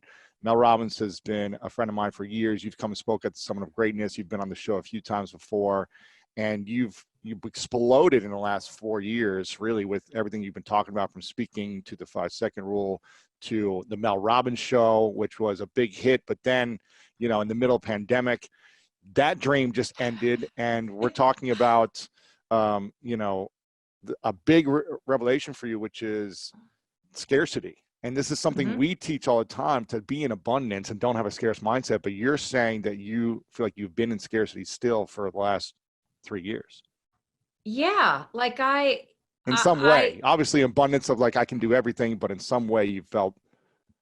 Yeah, there have been modes where I've said yes to things, Lewis, because I've been afraid that all of my good fortune would disappear. And if I had to take a look at one of the biggest lessons from the pandemic that COVID-19 created, I call it the Great Pause, where all of us were forced to take a gigantic pause from our everyday life. And I need to qualify what I'm about to say by also saying that we have not lost a family member. We have not had we don't have anybody. My dad is retired, so we don't have an essential worker at a hospital or a grocery store. So I am speaking about the impact of COVID-19 without having lost a loved one.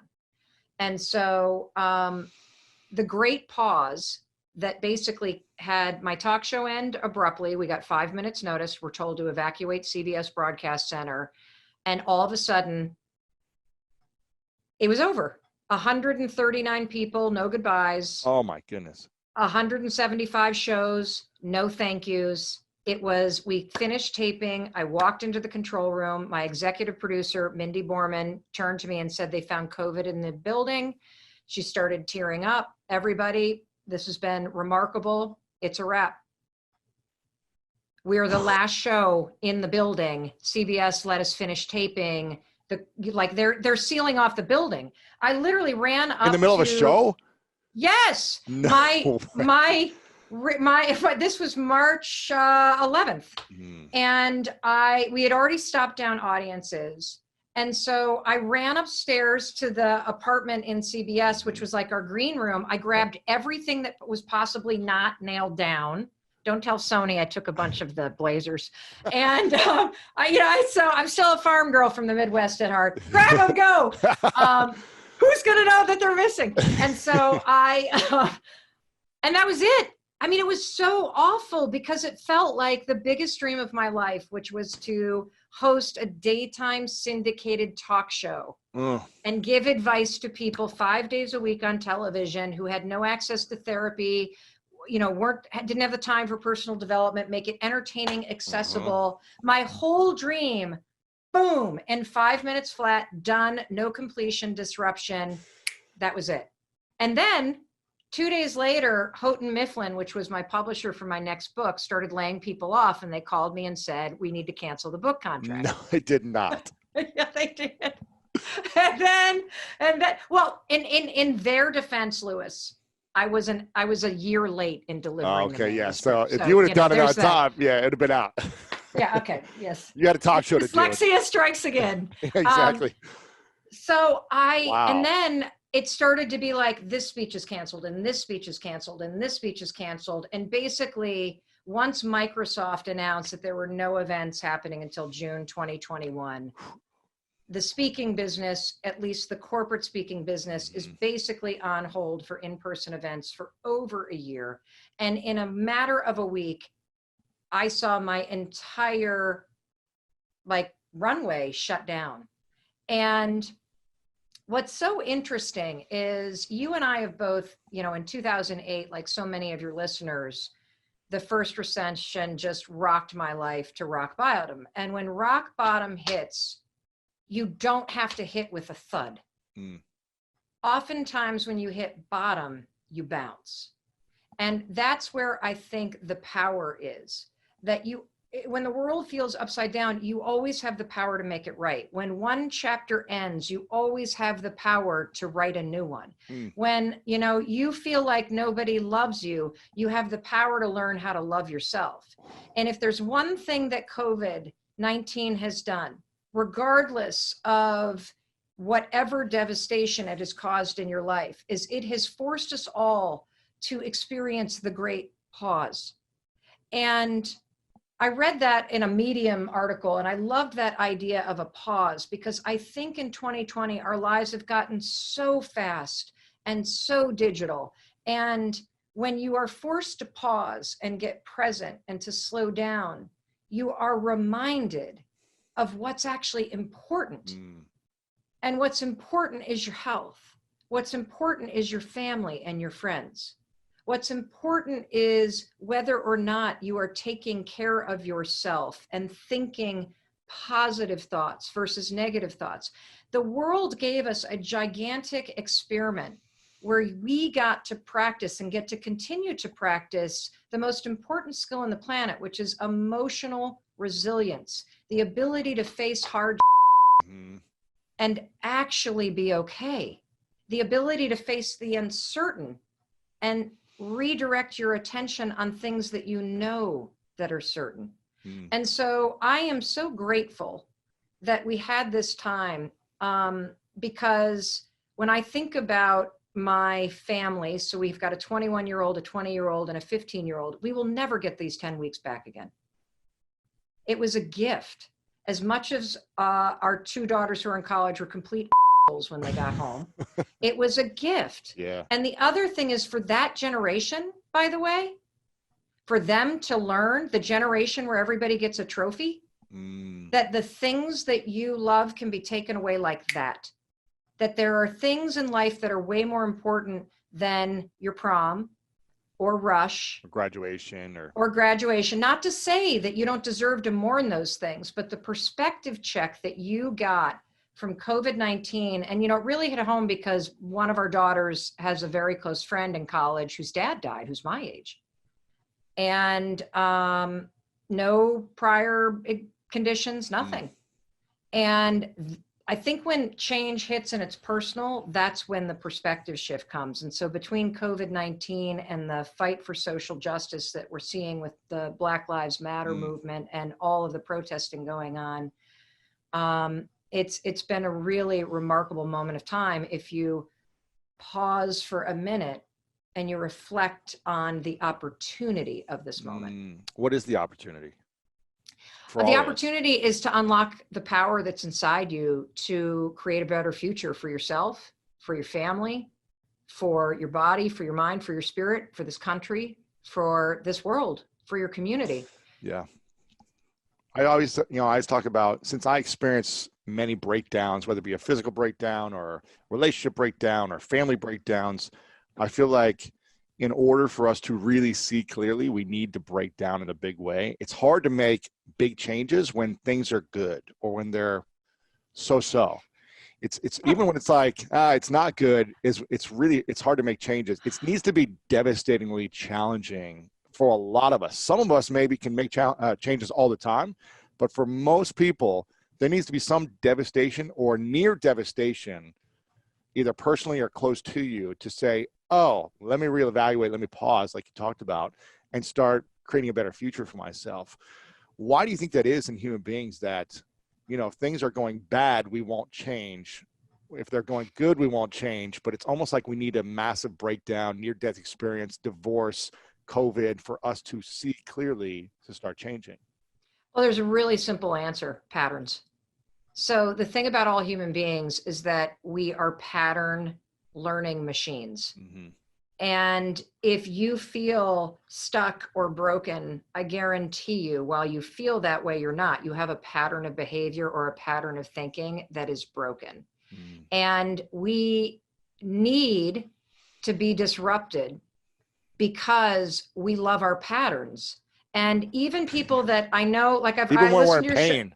Even when we're in pain, we love the pain. Pain's familiar for a lot of people. Yeah. So a lot of people, like you may be listening to Lewis and I talking, and you grew up in a super chaotic household.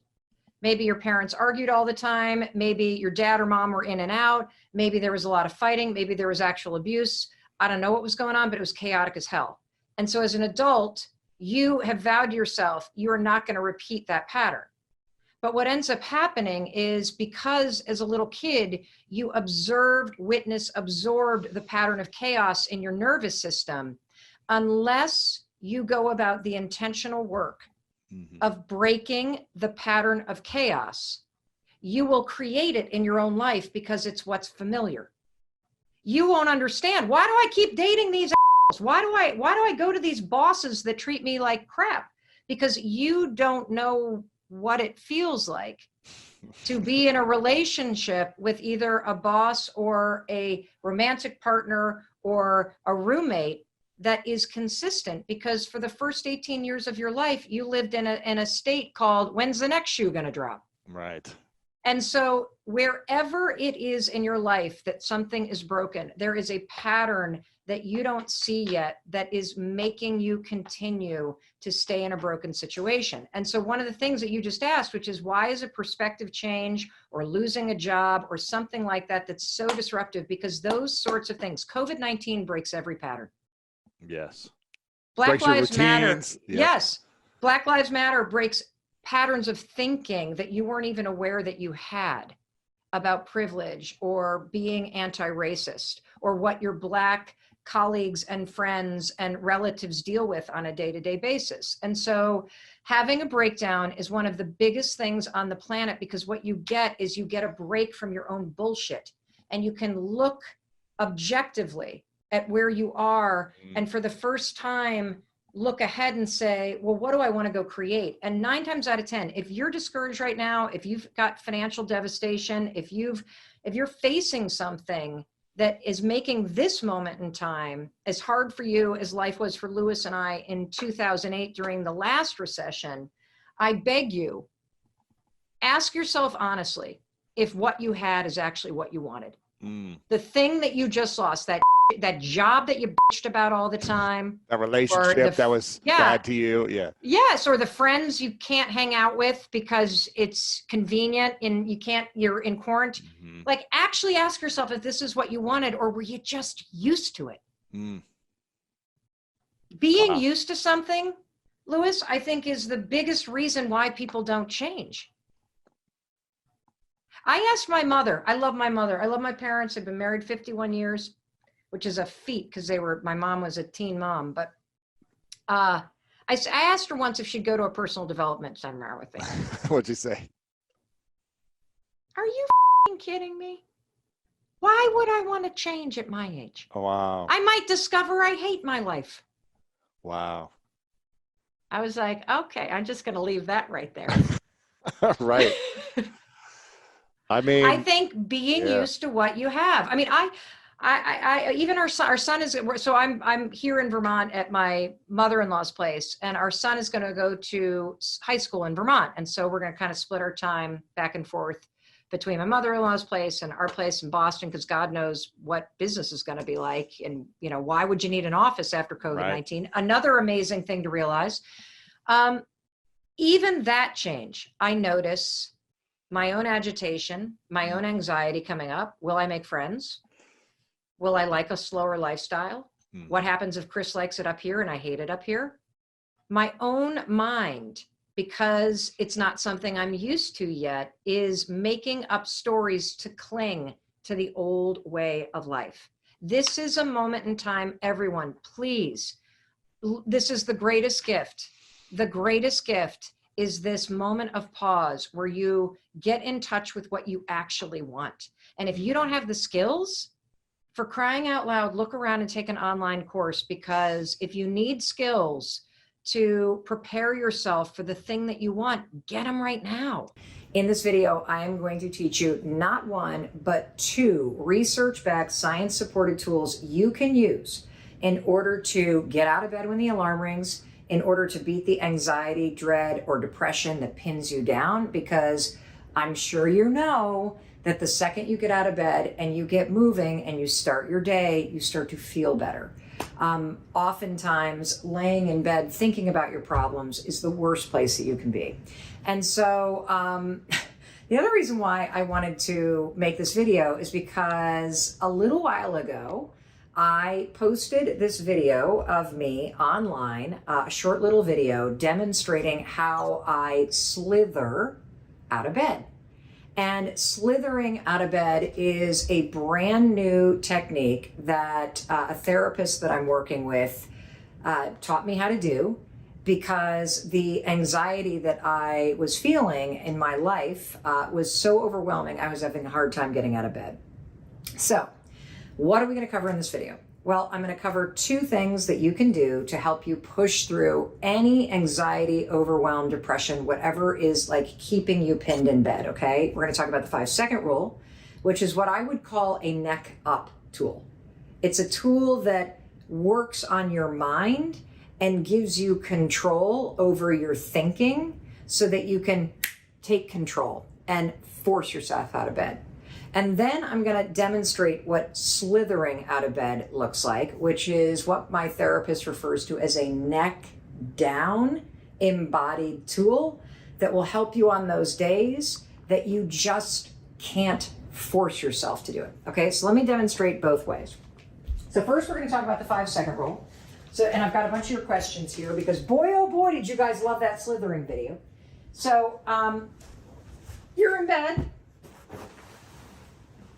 And for me, the bed is my favorite place to be, okay? I just love being in bed. And this isn't even my bed. This is a bed in a rental. We're here at the beach for a little bit, and this is the bed in the rental. So it's not even my bed. I still love this bed. So you're sleeping, right? And so for me, I'm somebody who has struggled with anxiety, boy, for probably 4 decades. I think if you can be, I should probably just sit up and talk to you.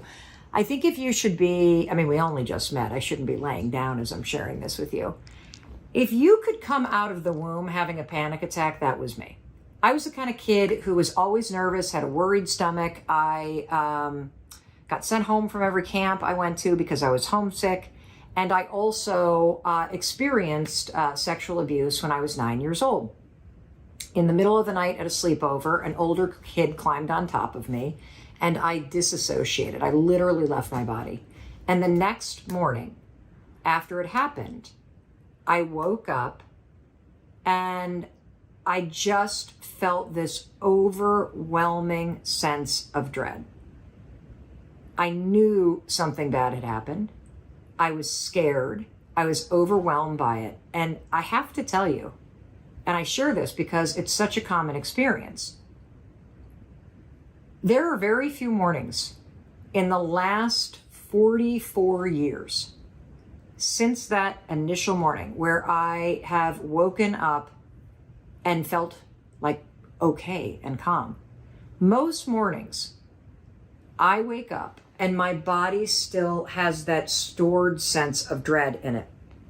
Now, about 13 years ago, when my anxiety was really bad, as you can tell, it's not very bad right now, I invented something I call the 5-second rule. And the 5-second rule is very simple. The moment you hear that alarm ring and you feel the resistance or the hesitation pinning you down, you're just going to count backwards. 5, 4, 3, 2, 1. Okay? And then you're going to move. And so I started counting 5, 4, 3, 2, 1. I had to launch myself out of bed every morning. And we call this a neck up approach because you're using your thinking and your mental power to create the strength and discipline to push through the resistance you feel to getting out of bed. Now, you're not going to want to do this. I get it, because you're cozy. You also wake up in the morning and your cortisol levels are their highest. If you have any kind of stored trauma in your body from abuse or from growing up in a chaotic household, you probably feel a sense of overwhelm every morning. That's normal. It's okay. You can still get out of bed. If you're not a morning person and you just hate getting up because you're cranky, you can still get out of bed, and the 5-second rule will help you. Here's how you do it. So the alarm goes off, right? I typically sleep like this. I burrow. The second you hear the alarm go off, you're going to count backwards. 5, 4, 3, 2, 1. And then you're going to throw the sheets off, put your feet on the ground, and start your day. Walk into the bathroom. Okay, that's what you're going to do. You're going to start moving. So you count backwards, 5, 4, 3, 2, 1. That moves you from the subconscious part of your brain, where your habit of overthinking and hitting the snooze button and feeling heavy and laying in bed and thinking about all the things that are wrong in your life and dreading your day, which only makes you want to go, I don't want to get up. When you go 5, 4, 3, 2, 1, you cut off those thinking loops. You activate your prefrontal cortex. It draws your focus to this part of your brain, and it gives you a moment where you can choose. The movement's critical. 5, 4, 3, 2, 1. Put your feet on the floor.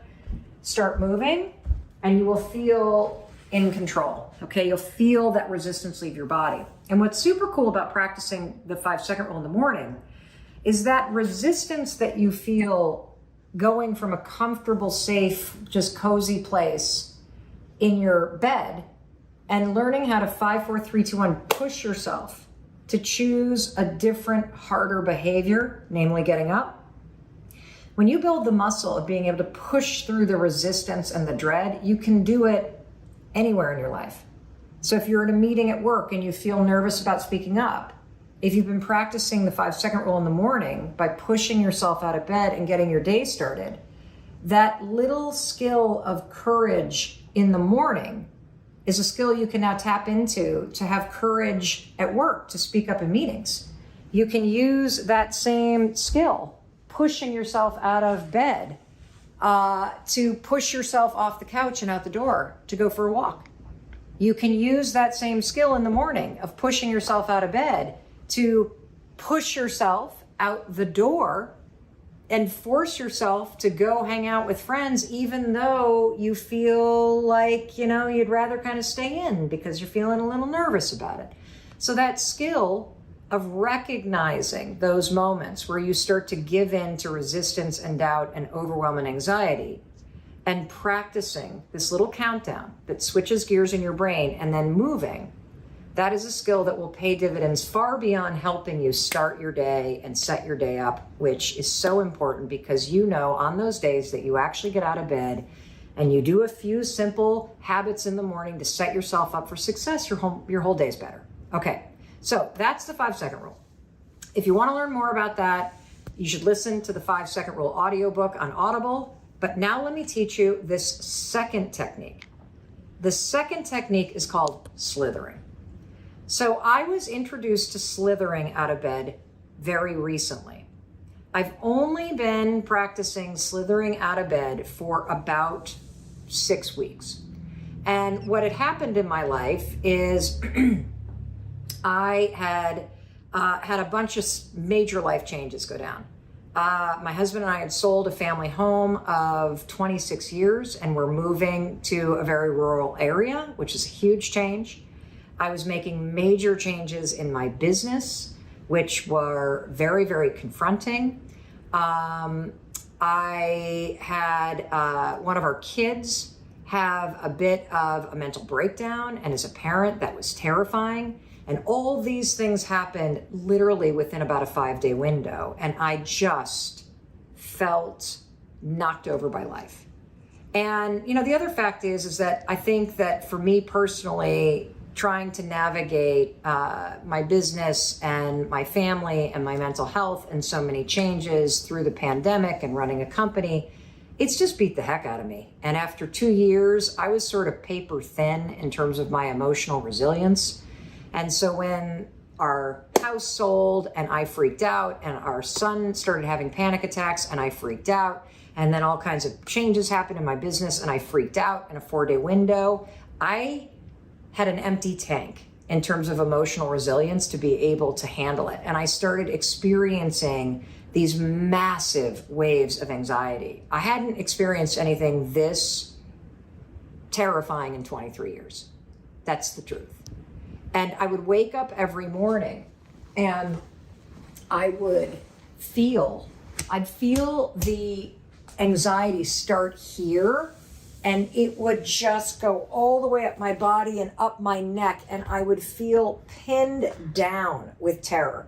What have I done? Why did we sell the house? I'm not going to be happy. I'll never see my kids. How are we going to help our son? I'm really scared he's not going to be okay. What do I do if something happens to him? How am I going to handle it? Like just the churn of angst and worry and concern and fear.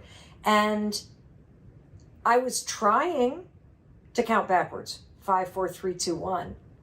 But the depression and the changes and the overwhelm were too much.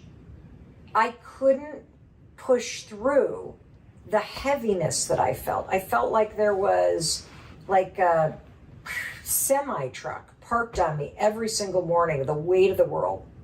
And so my therapist said, you know, Mel, between all these changes and the anxiety it's provoking and the depression that you're feeling and the grief that you're feeling, closing such a big chapter by selling your family home, and the fact that you're in menopause, this is a tsunami that's going on in your body and your spirit and your emotions. And she said, the 5-second rule is wildly effective, but it's a neck up approach. You need a neck down body approach to this. And it had never occurred to me that there was a tool that would embody your strength. Instead of mustering through something, which is what the 5-second rule is so effective in doing, giving you that push, that moment of courage, that moment of motivation, there is a more embodied approach that you can take in these moments where you don't have the energy. And so you surrender to what's happening. Wait till you see this. It's really weird and it's really cool. And I believe that this is called somatic therapy. And there's lots of types of somatic therapy, from meditation to people shake and they tap. But this is an embodied approach to those mornings where the depression, the problems in your life, the sadness that you feel, the grief, the anxiety, it just is too heavy to bear. You are going to give into it. You're going to surrender to it. You're going to slither and fall out of bed. Because if you think about it, slithering to the ground is succumbing to the heaviness, isn't it? You're moving with the resistance. And then, and I'm going to demonstrate it in a minute. So you're going to move with the resistance, and then you're going to roll around on the floor in any kind of shape that feels to you like the resistance and heaviness of your body. So you might roll around in a ball, you might stretch out, you might writhe, and then as you're rolling around, at some point, you will feel ready to roll onto your hands and knees. And then get this. Then you're going to crawl. And you're going to start to crawl across the floor toward the bathroom. And then at some point, you're just going to be ready to stand up. It is the strangest, most amazing thing. And so I've been practicing this for about 6 weeks. And I'm now at the point where I don't really feel that anxiety in the morning anymore. The slithering has really worked. I don't dread the feeling because I know what to do if counting backwards isn't enough. So let me show you slithering, this sort of embodied approach to getting out of bed. So when you wake up,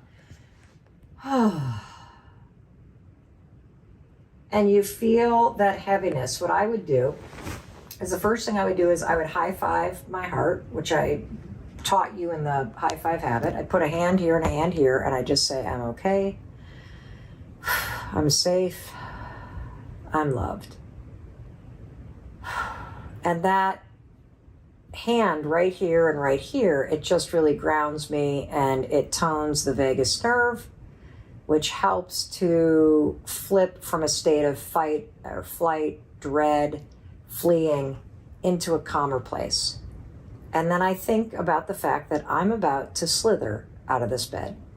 I don't want to slither out of this bed. I don't feel ready to slither out of this bed. This is not something that makes me happy.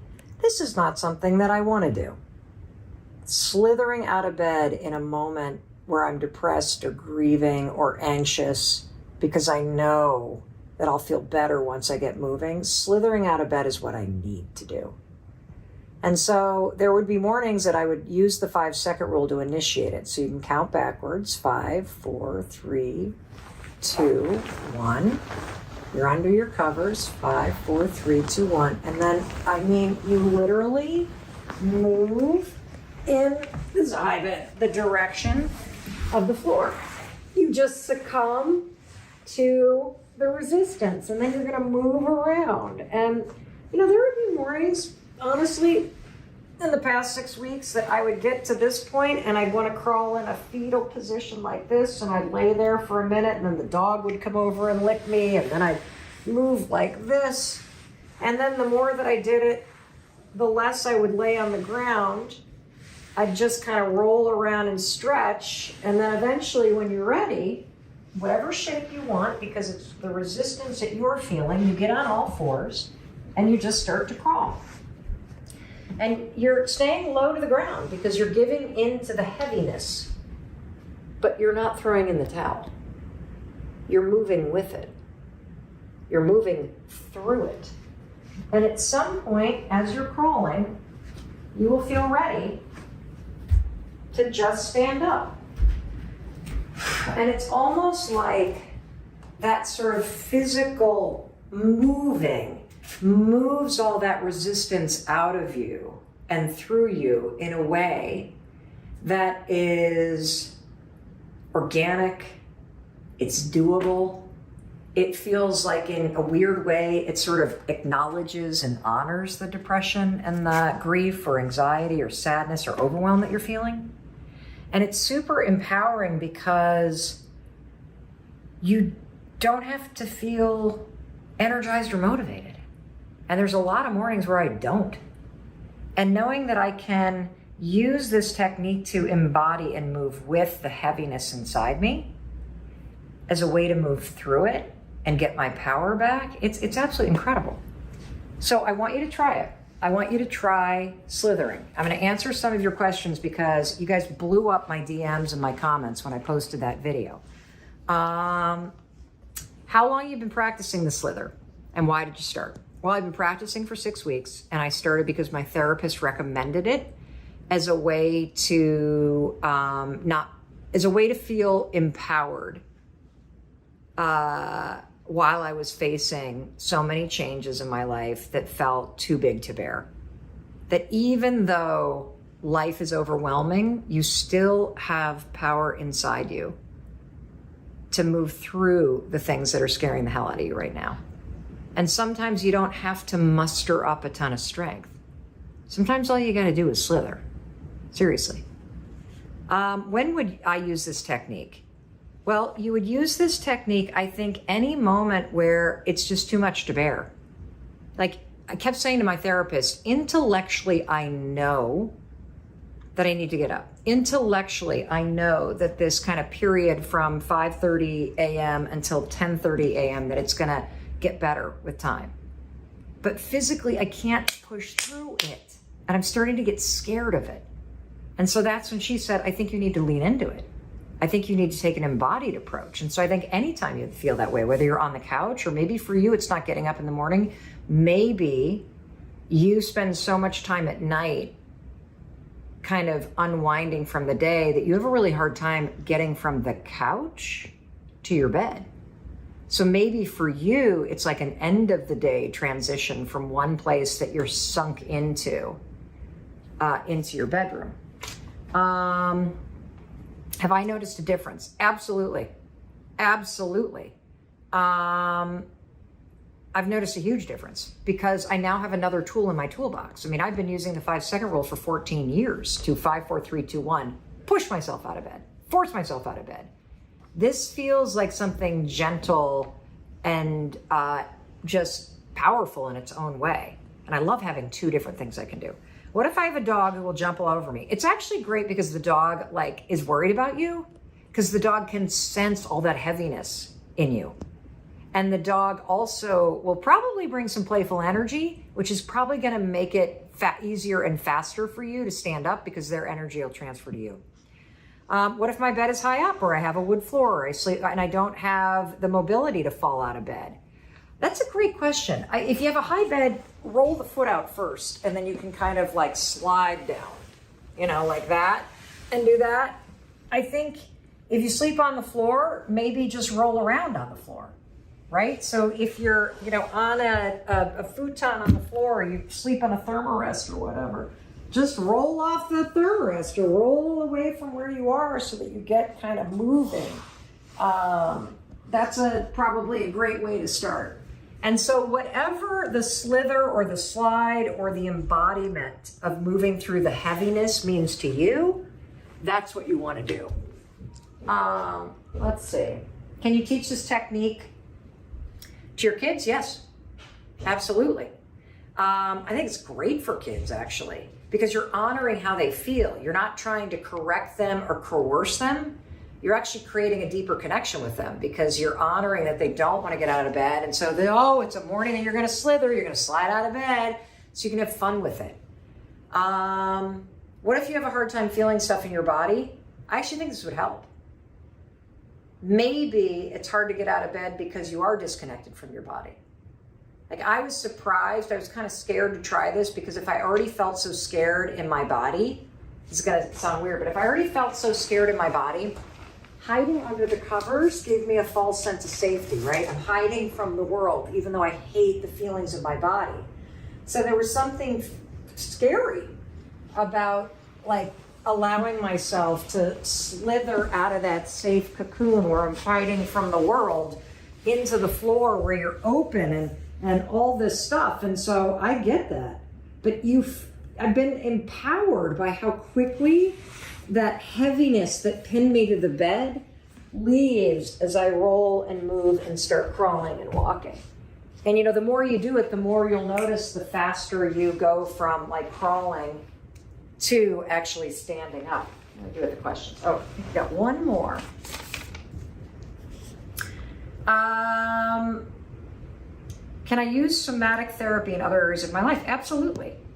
Like somatic therapy, I believe, is just using your body as a way to move through things, whether it's meditation or it's deep breathing, or I would imagine that the cold exposure therapy and the ice baths that I do are a form of somatic therapy, yoga,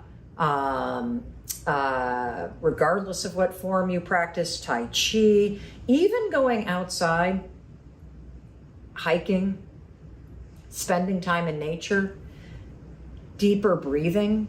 Those are all forms of somatic therapy that we all need to integrate more into our day-to-day life. Hey, it's Mel. Thank you so much for checking this video out. And if you like this one, I have a feeling you're going to like this one too. I'll see you there.